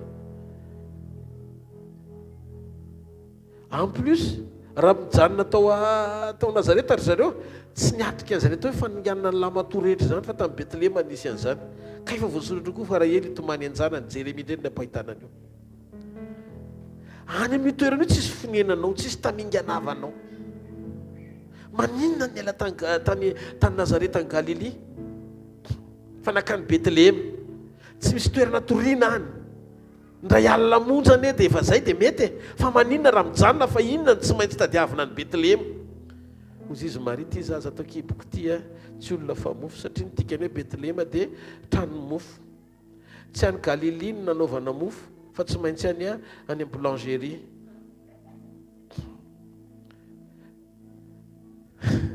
le aterako tsy zavatr'Andriamanitra fa mofon'Andriamanitra midina avy tany an-danitra tsy dokotera no ilaiko fa boulanger pâtissier ny angizy mivady avy aminao ny voan'ny mpanapaka ozy izy miky ary mahafinaritra dia zao ny boulangerie zany tsy mivoa amin'ny alina fa mikatotrano amin'ny alina satria kenokenona mofo izy amin'ny alina fa rehefa maraina misokatra amin'ny boulangerie mamoaka an'ireo endriky ny mofo vita nandritry ny alina arentiny eo amin'ny latabatra mahatonga anao hiazakazaka hoe mofo mafana satria miandro mazava ivoana le mofo fa tsy alina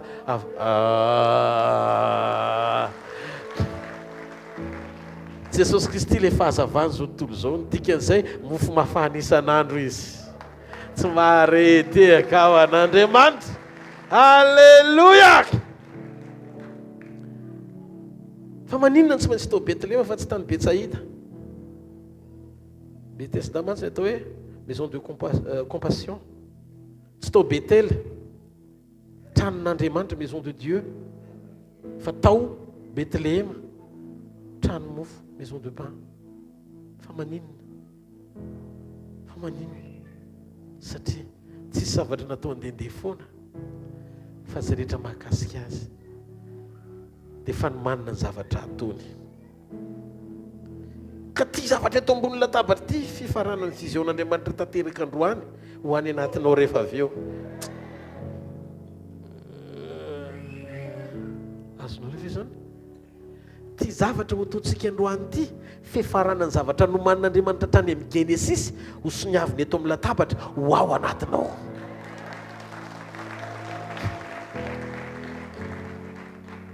halleluja lay mofo tena fihinana amin'ny ara-pananao ty Jesosy voavoatra sy vohomana izy ho atsika hitondra fiainana mandrakizay ao anatsika raiso Jesosy androany fa maninona re izy ny dia nanaiko tonga mofo nanaiko tonga mofo izy satria teo ao anatinao izy zay le endriky ny fiombonana tsy tsaroana amin'ny endrika sary fa tsaroana amin'ny endrika hanina lay hanina mahavoky ho atsika tena fihinana fa tsy le hoanina isaky ny mahatsiaro fa izy Jesosy tsy afaky ninona ianao nefa tsy ahatsiaro azy satria amin'ny fotoana tsy hinananao an'le izy dia tokony manome an'izay vokatra ao anatinao hoe banga Jesosy ahy zany fa mila azy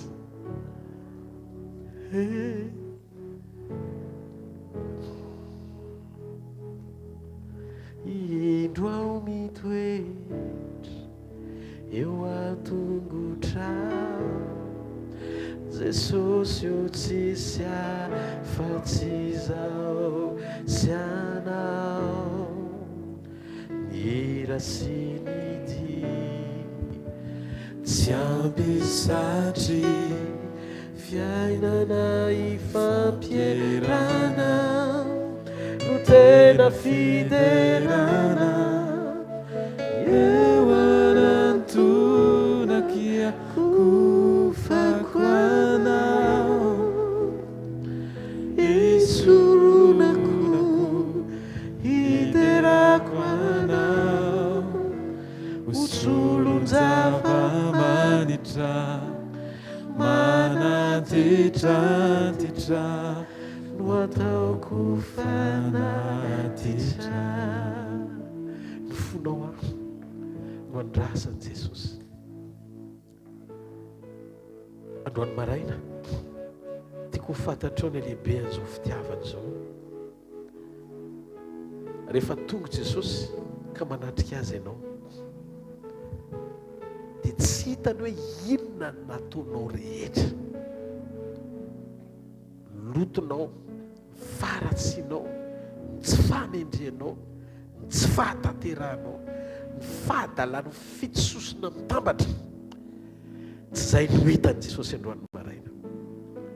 Fa raha misy fo androany misokatra hiteny amin'Andriamanitra hoe Tompo, tonga hiverina aminao, ohatran'ilay zanak'adala, tonga hiverina aminao, tena mila hitoetra ao an-tranonao amin'izay. Ny fadisoko rehetra, ny fahadalàko rehetra dia omeko lamosina, fa hibanjina ny asaribidiny famonjenao teo amin'ny hazo fijaliana, mba hananako fiombonana sy firaisana aminao indray. Fa manomboka manome lamosina ny fahotanao ianao, tsy miverina amin'ireny intsony, ary hita ilay fanapahan-kevitra ao anatinao ny fikitra aminy dia manambaova mafaly lazaina aminao. Tsy hitan'Andriamanitra intsony ny lasanao, fa manomboka manokatra projet miaraka aminao izy. Manomboka hatreto zanako ianao, maty ianao ka velona indray, very ianao ka hita indray. Ny fahafatesana dia tadidio tsy tao anatin'ny ota ilay zanak'adala no atao hoe maty, fa rehefa tsy hitan'Andriamanitra. Ny ota manakona ny mason'Andriamanitra tsy hitanao, fa rehefa miverina amin'Andriamanitra ianao, manapa-kevitra ny hiverina ao an-tranony iray, mbola mety mibaby trosan'ny ota ao anatin'ny saintsainanao, fa rehefa tonga eo anatren'Andriamanitra tsy hitan'ilay ota fenao ny raisiny. Tsisy raisiny ireo fahotana rehetrarehetra. Tsy niteny izy hoe izy daholo ny jangajanganao tany nga tsisy ambokambony kely mba nentina ny ody data fa lany tany daoly a. Zay ny tsy maha-olombelona n'Andriamanitra. Andriamanitra tsy izay dégâts vitanao, izay lasanao tany, izay verinao tany no hitany, fa rehefa hitany fotsiny ianao hoe io verina aminy dia zao, ty zanako ty maty ka velona indray, very satria tsy hitako fa hita indray. Fa maninona ny condamné-n'ilay rahalahiny, ilay rahalahy tao an-trano, adala telo eny tao an-trano e, ny ray ny adala, ny zanan'ny roalahy koa. Le tao an-trano mody endry mitoetra ao an-trano fa be felonana, adala ihany zany. Le ray lasa nanapa-kevitra nitondra amin'ny fananany, nisetrasetra tamin'ny tsy famanana vokatry ny fahalotony, adala. Ary le rainy adala-pitiavana. Tsy mahaletiaka ho an'i Jesosy. Adala-pitiavana satria ny fisainan'le ray ny amerina an'le zanany. Toy izy le anankiray vao tonga, fa za tato an-tranonao tsy namin'io omby akory, omby kely ozy izy. Zay anany dia anao daholo fa za be resaka io.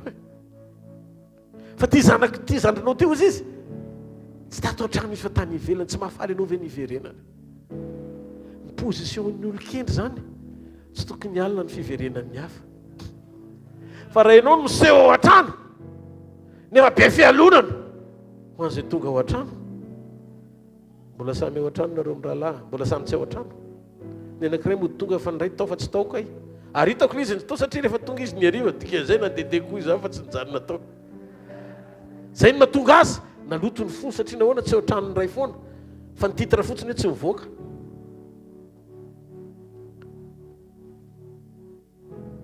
Misy mitenina hoe anglafa koa zany. rehefa mitoetra eo dia mitoera tsara. Aza manoatra ny zanakadala fa Jesosy tsy vonin'izy androany nitanisany fahadisonao. Le zanakadala vao nandohalika dia niteny hoe raha io andeha hitanisy izy io tsy mendrika iny antsona hoe zanako antsony teko raha teo aho isan'ny mpanomponao ny anankiray le mpikosokomby isaky ny maraina. Tena aloha aho izay tsy mety tsondratrianao ana efa nanota teo anatrehan'ny lanitra iny le toe-po manenina nefa ilaina fa tsy hoe zany ety ndraika rehefa miverina fotsiny dia masava izy. Tsy izay fo izay ny tadiavin'Andriamanitra fa le folo le tovolahy nanaiky hoe tena andiso izy fa mila famonjena. Androany ekeo fa tsy nitsininy ianao raha tsy eo izy. Androany maraina sokafo ny fonao alohan'ny ombonanao latabatra aminy fa izy mihitsy no ilainao. Fa amin'ity androany maraina ity mahita an' Jesosy zany efa sady ny kapohana ny rorana nombohana maty ny fotanao mbola te ahita ny fiverenanao indray satria niala nenina izy matoa ny meny maraina vaovao ianao. Mbola afaka miaino azy, mbola afaka mandray azy, mbola afaka miombona aminy. Indro ary le tarana mitsotra androany maraina le sakaiza ela indrindra eo amin'ny fiainanao hatramin'izay. Le sakaiza hitsenanao sady tokana eo amin'ny fiainanao amin'ny fotoana ilanao eto an-tany. Le tsy azonao hitovirana na tianao na tsy tianao fa mahalalanao fa mbola tsy toa-kiboniny akory azy ianao. Izy le tonga fiainana sy mofo ho ao anatinao. Miverena amin'i Jesosy. Raha izy tompo sy mamonjy ny fiainanao manokana. Valio ny antsom-pitiavany fa tsy mahafoina manary ianao mandrakizay ny mpanafitra anao ry ziona zanakavavy. Izy ilay nitoetra sy niteraka anao tamin'ny fanaintainana. Nieti-jaza nitondra anao teo amin'ny hazo fijaliana mandra-piseho ny fandresenao tamin'ny herin'ny fitsanganana. Ilay tsy manary fa azo antsoina amin'ny andro mahory. Ilay ho akaikinao indrindra amin'ny fotoana ny fanaintainana.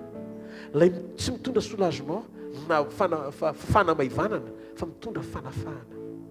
Izy rery no ilainao eo amin'ny fiainana. Mihavana amin'Andriamanitra ny ianareo ao amin'ny fanahy tena mibebaka marina. Omeo an'Andriamanitra izay tokony ho an'Andriamanitra. Amin'ny fonotsotra eo anatrehany milaza tia tompo. Iova tanteraka ny ao anatiko. Tsy ianao tsy nitsinina ny fanambaranao fa izay teny tonga rehetra dia ho raisiko izany. Fantary fa ny zavatra anankiray izay efa nahaverevitra anao fa raha tsy nijoro Andriamanitra tsy ohatr'izao ianao.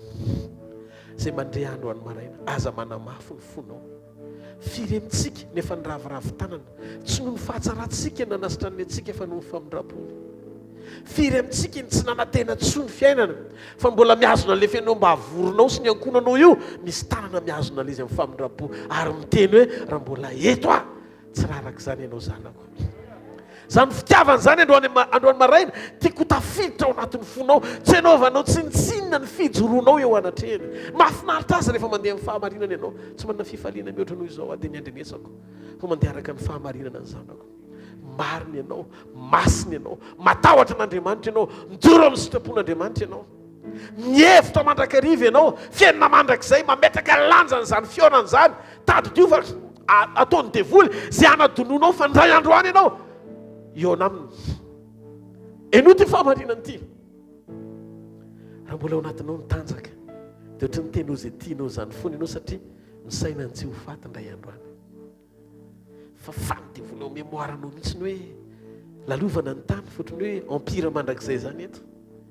Atao izay mety manaova baolina foty, rugby, tennis sy ny sisa. Ataony fonjam-by raha ilaina fa zamena ty. Zany ny ataony devoly. Kadro-tsaina, totototo, mangalatra, manao izay ombiaziny eto ambonin'ny tany. Adinonao fa raha segondra ny elanelana misy ny fahafatesana sy ny fiainana. Fa mbola mampijoro anao ohatr'izao tianao Jesosy. Miazona sy miado anao izy. Raha nataontsika efa helitsika indringana fa noho ny fijoroany mbola io ianao hitako eto. Aza maivanina ny famindrapony isa maraina, mitsangany amin'ny toerana misy ianao, teneno Andriamanitra androany maraina, tompo tiany foko te iombona fiainana aminao androany maraina. Aza manao saritsary bibebahana fa tena beba marina. Meo le vo ohatrany Zakaiosy ny ona taminy, tia vola, tia arena, tia an'izao fiainana zao, manao zay fomba azahoana tombony na Bartimeo jamba azy anangombe fa voanina tamin'i Jesosy. Zay nalaiko tamin'ny fanambakana onerako avy efatreny, zay nalaiko tamin'ny tsy ara-draniny, tompo onerako izany. Todika Jesosy, zay vao zanaky Abraham rangahy, ny antony niova fo izy. Angario ny faharatsianao rehetra, meo lamosina ny fahotana androany, mitodi manatrika an'i Jesosy. Ataovy mifankahita aminao izy dia mahazo antoka androany, fa tsy ho fitahanao intsony mandrakizay. Betsaka amintsika ny mamitaka an'Andriamanitra, rehefa eto anjely, fa rehefa mivoaka an'io varavarana io angely. Angely kary tsy mampahita torony lanitra, satria misy sakely miajoro kely manaraka ny anatin'ny foany, olona tsy tiana, fankahalana, freariana, fiavonavonana. Rehefa tsy mifanaraka amin'ny sainao dia efa iny ndray fa mietsika dia tsy mahazo azo satria tsy araka ny eritreritro. Fa nga voatery araka ny eritreritro daholo ny zavatra. Manina raha mba mianatra mandefitra kely hoe joli tompo mety hoe alao andeha, alleloia. Mila ianarana zany, raha tsy mianatra ianao tsy tafiditra amin'izany satria te hidomina foana ny principe anao. Non, tsy afaka hotarihana ny olona mametraka zay any aminy, fa militsika amin'ny toejaza manaiky hotarihana raha tianao ny aina ao anaty fisesatreram-pahasoavana miaraka amin'Andriamanitra, manombo ny aina fahalemem-panahy. Sokafo ny vavanao, teneno Andriamanitra, tsy tiako hiditra akory ny nofo iny androany raha tsy misy fiombonana lalina amin'Andriamanitra ao anatinao. Tompo miombona aminao zay androany, tsy mainka apiditra mofo any anatin'ny vatanazy satria ny nofonao zany, fa mitondra ny fona eto anatrehanao. Fonana tompo eo tsy fahamatorana rehetra tamin'ny fiarahana taminao, ny amin'ny fampandeferana anao, ny amin'ny fanomezana lamosina anao indraindray amin'ny karazana fanapaha-kevitra, satria tokony horaisina fa ninina atao satria ekeny saina. Mifona aminao ndro komande ny filana rehetra, anerenanao anaiky an'izany, nefa tsy ao amin'ny volonté-na ny sitraponao akory. Tompo tongo zay fa zanaka adala vivelinao an-trano indray, manaiky sy anapa-kevitra tanteraka fa hitoetra ao an-tranony dada malalanay noho ny fitiavany. Raiso indray ihany tompo androany, raiso izay tsirairay avy tena iombona aminao, akopio ny masonao, akopio ny masonao. Mahita an'i Jesosy amanantona anao, mijoro anoloanao izy dia mijery ianao, jereny ianao ohatra ny etapin-dokatra ny ampaladia ianao, dia mandinika ny fonao izy, dia zao nolazainy aminao, anaka, rehefa nandinika anao dia fantatro favarahana ny andronao ary ozabi ny atoka ao. Fandroany noho ny anarako dia hononiko ny fahatezerako, mba tsy hamongorana anao dia manindry fony aminao aho, satria fitiavana mandrakizay nitiavako anao. Androany sokafo ny fonao, miombona amin'i Jesosy vaovao indray, mba sainy hoe mamihana anao izy androany, mamerina sy matoky ianao indray, ary miteny aminao hoe raiso ny teniko, ampitoera ao am-ponao ny fanambarako, fa aina sy fiainana ho an'izay mahazo azy zany, ary fahasalamana ho an'ny nofondrehetra. Fa Jesosy tompo tamin'ny alina zay namadiana azy dia nandray ny mofo, rehefa nisaotra izy dia nivakiny, dia hozy izy hoe tia nitenako izay vakina ho anareo, so natao fahatsiarovana misaora azy.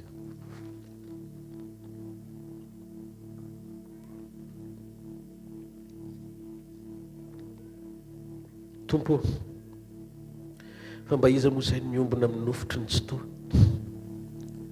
fa izy zay nomena fahafahana afaka isitraka an'izany ao anatinay fa ilay natsangana sy nitiavina ary natao hoe zanaka tsy afoy dia misitraka ao anaty fiombonana ny are-pasoavana miafina tao ambadika ilay fitiavana tsy tapesipesena ary tsy ritra mandrakizay misaotra Jesosy dia kapoka ny fanasitranana nofo vakiana manaisotra mipozina eo amin'ny nofonay amin'ity tranolay mety ilozany ity fa kosa hitahiry anay mandra-piavinao eny amin'ny raman'ny lanitra mba hatonga anay hitafiny tsy fahalovana rahatr'izay rehefa hovana hitafy zany nofo vaovao zany zay dia zay nohanina androany taka izany tio ny kapoaka manambara ny rany Jesosy tia ny kapoaka ny fanekena sy fiombonana aminareo fanekena vaovao zay nalatsako ho famelana ny fahotanareo misy fiantsekany amin'ny ara-pananareo satria rehefa mahatsiary tena ho voavela heloka ianareo ka tsara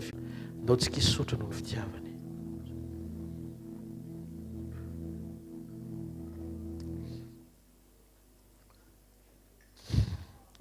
misaotra tompony amin'ny fahafenoan'ny fiainana fa noho sy ny ranom-boaloboka dia maneho fahafenona ara-pamonjena ao anatinay misaotra satria mikarakara anay ianao soanao fanantenana ny faharatsiana fa nasianao toboka sy mpahatsarana ao anatinay tsy mofo sy rà tsy nofo sy rà manohatra anay fa nofo sy rà manohana anay aneo ny tananao eo amin'ny fiainanay hampandrosanay eo amin'ny sitraponao mandrakizay amin'ny anaran'i Jesosy amen.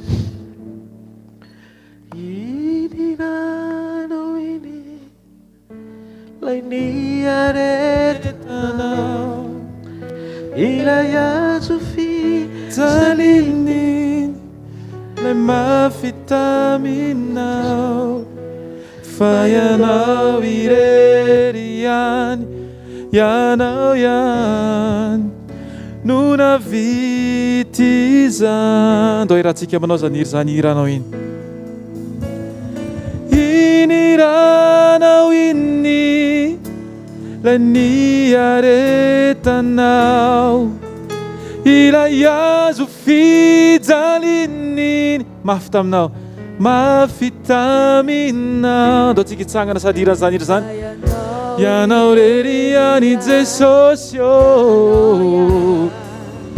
no navity izany iniranao iny iniranao iny lay niaretanao ilay azo fijaliny lay mafitaminao fa ianao irery ihany ianao ihany no navity ndao ataontsika mafy an'izany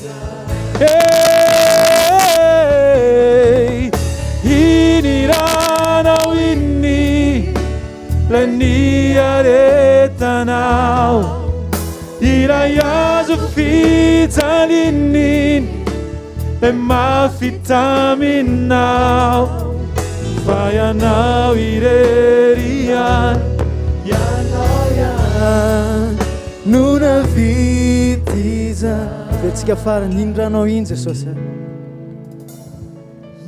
iniranao iny lay niaretanao azo fijaliny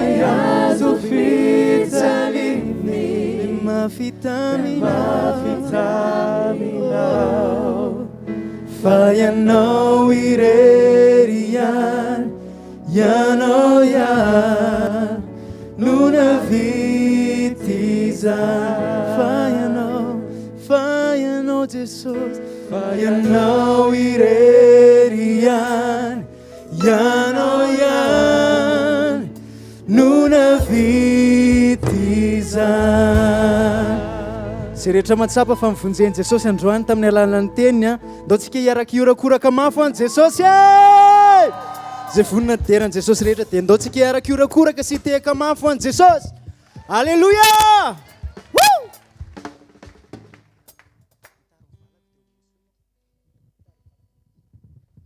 teneny eo akaikinao hoe anao kely hoe fa ny Andriamanitra ngeza be goavana be ny Andriamanitra topotsika zay rehetra faly amin'Andriamanitra oka izy orakoraka mafo an Jesosy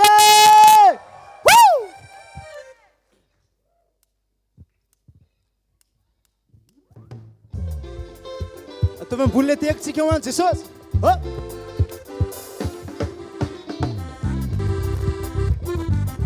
aseho iseho fifalianao an Jesosy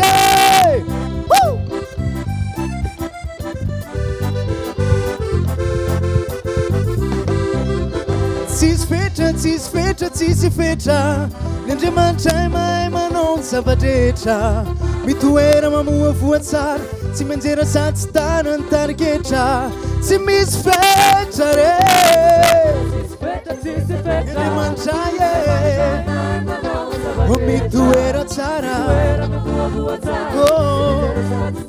tarigetra tsika rehetra hitano valako tsy mandroso no alako velaro fatranjakako ampekano any faefako hitano valako tsy mandroso no alako velaro fatranjakako ampekano any faefako aiza le tiako man Jesosy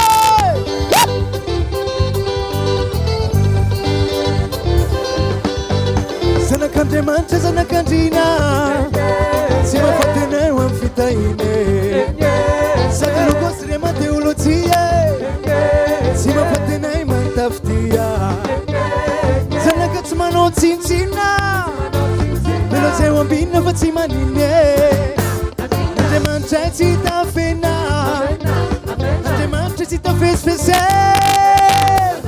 hitano valako hitano valako tsy mandroso no alako velaro fatranjakako ampekano any faefako hitano valako tsy mandroso no alako velaro fatranjakako ampekano any faefako orakoraka mafo an Jesosy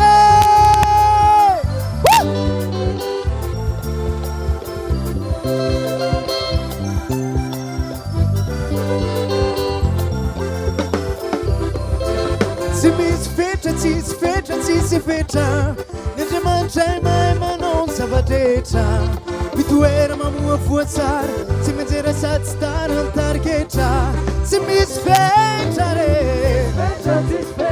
ny Andriamanitra mitoera tsara tarigetra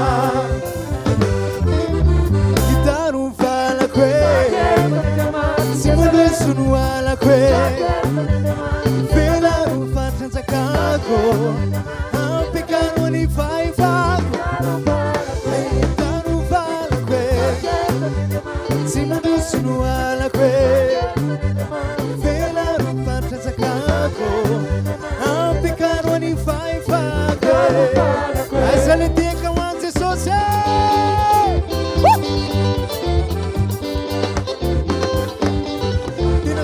Sabotsy mitaza any danitra anao amin'ny fahombiazany mitsikitsika anao fa soditare mitsikitsika mamoa voatsara zanaka tsy manao tsintsina fena zay ho ambinina fa tsy manine Andriamanitra tsy tafena Andriamanitra tsy tafesifese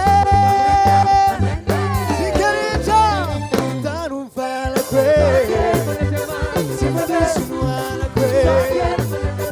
velaro fatranjakako ampekano any faefako hitano valako tsy mandroso no alako velaro fatranjakako ampekano any faefako o miara miteka ho an Jesosy Alleluia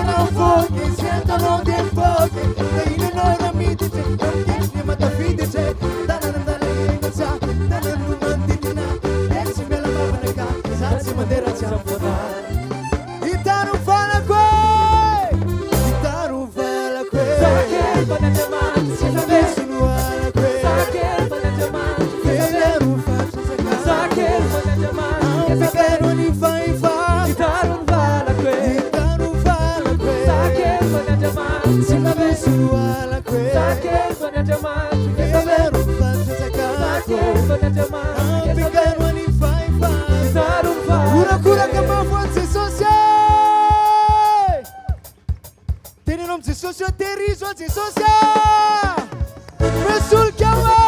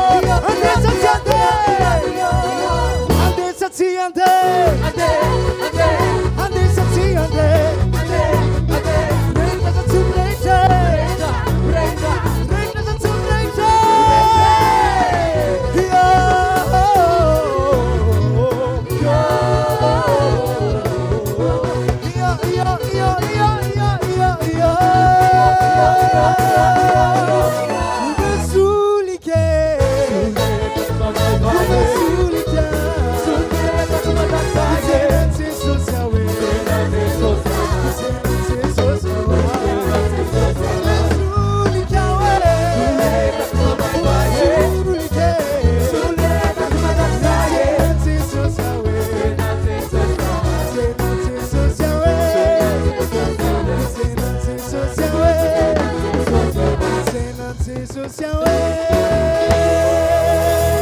Pensica parani. Mesulike. Mesulika. Sulkireta kumandaksaya. Jesus Yahweh. Zenan Jesus Yahweh. Zenan Jesus Yahweh. Zenan Jesus Yahweh. Mesulika Yahweh. Sulkireta kumandaksaya. Mesulikiza. Sulkireta kumandaksaya. Jesus Yahweh. Zenan Jesus Yahweh. Zenan Jesus Yahweh. Ula kama von Jesus Yahweh. Hallelujah! Eno ene tsika ene tsy hoe raha fotsiny fa manana an' Jesosy fa tsika miandry fa hitsenan' Jesosy. Asio tehaka mafy be. Halleluja! Maranatha!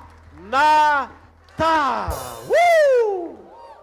Izy fotoana anankiray izay na tiatsika na tsy tiatsika fivoriana ohatry zao dia ny zavatra irina anjavona daolontsika.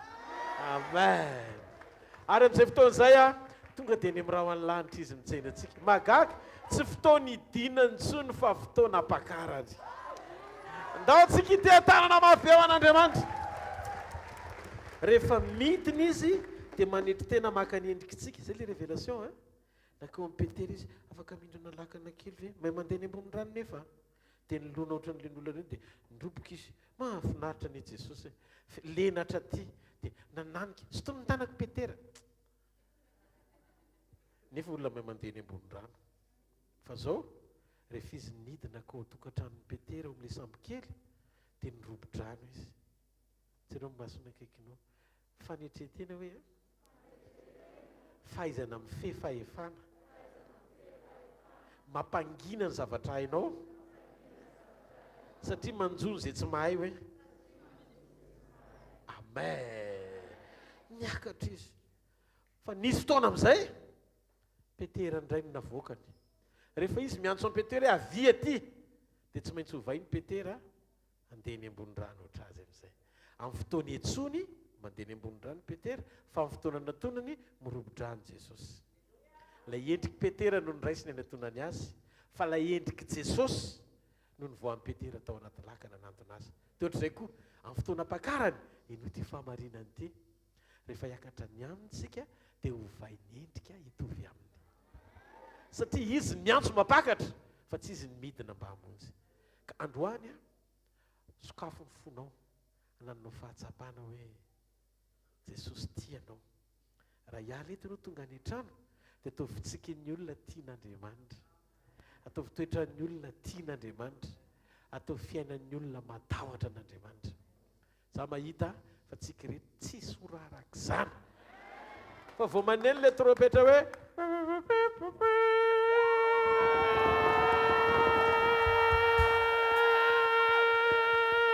Alleluia! Zay andro izay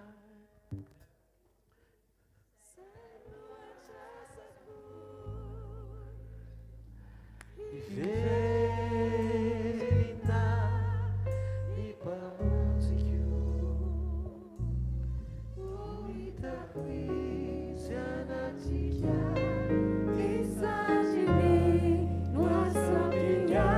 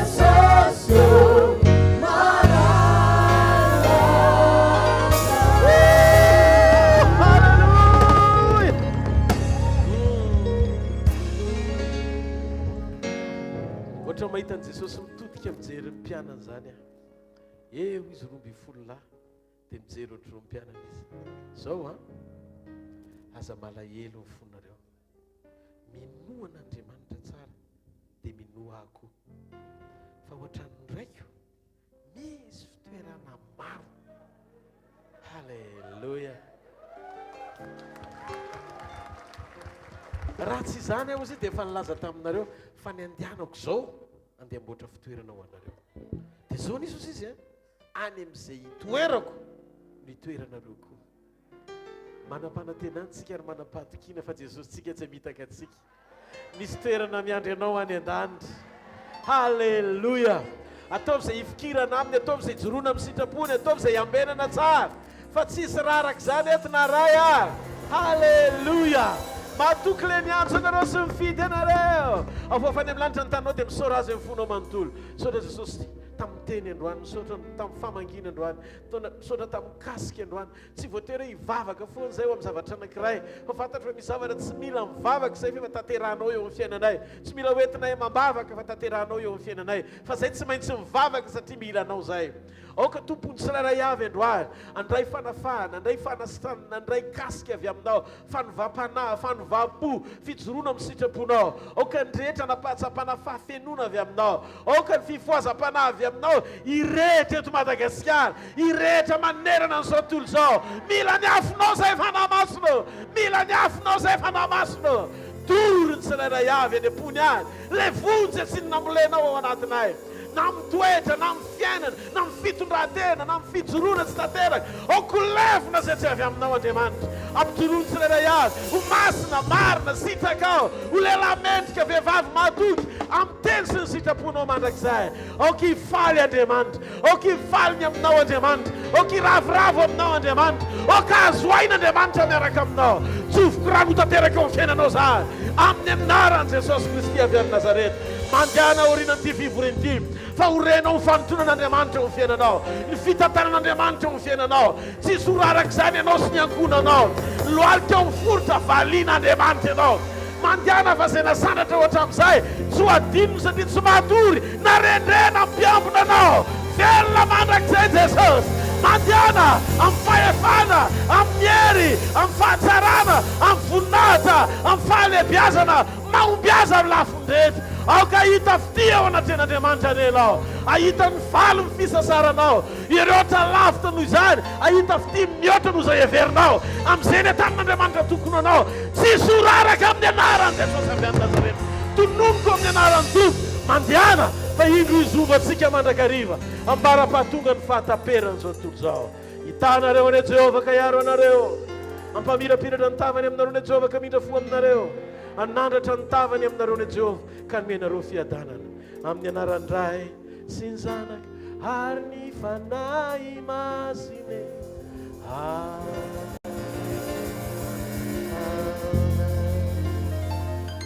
Mba tsika menakavy any amin'ny Tompo ho tanteraka tokoa an'izany. Halleluja. Tsofoko rano momba ny fitahin'Andriamanitra sy ny fahasoavany any ianareo. Tsy soraraka na ray aza. Ka na raha atoandro, na raha alina, na rovina na rovina amin'ny fotoana nenon'ny trompetra, manonona amin'ny anaran'i Jesosy manjavona daholo ny zanak'Andriamanitra rehetra. Amen. Samy io tahiny tompo tezareo fahasoavana? Fahasoavan'Andriamanitra no matoy izao. Fahasoavan'Andriamanitra no matoy izao anareo.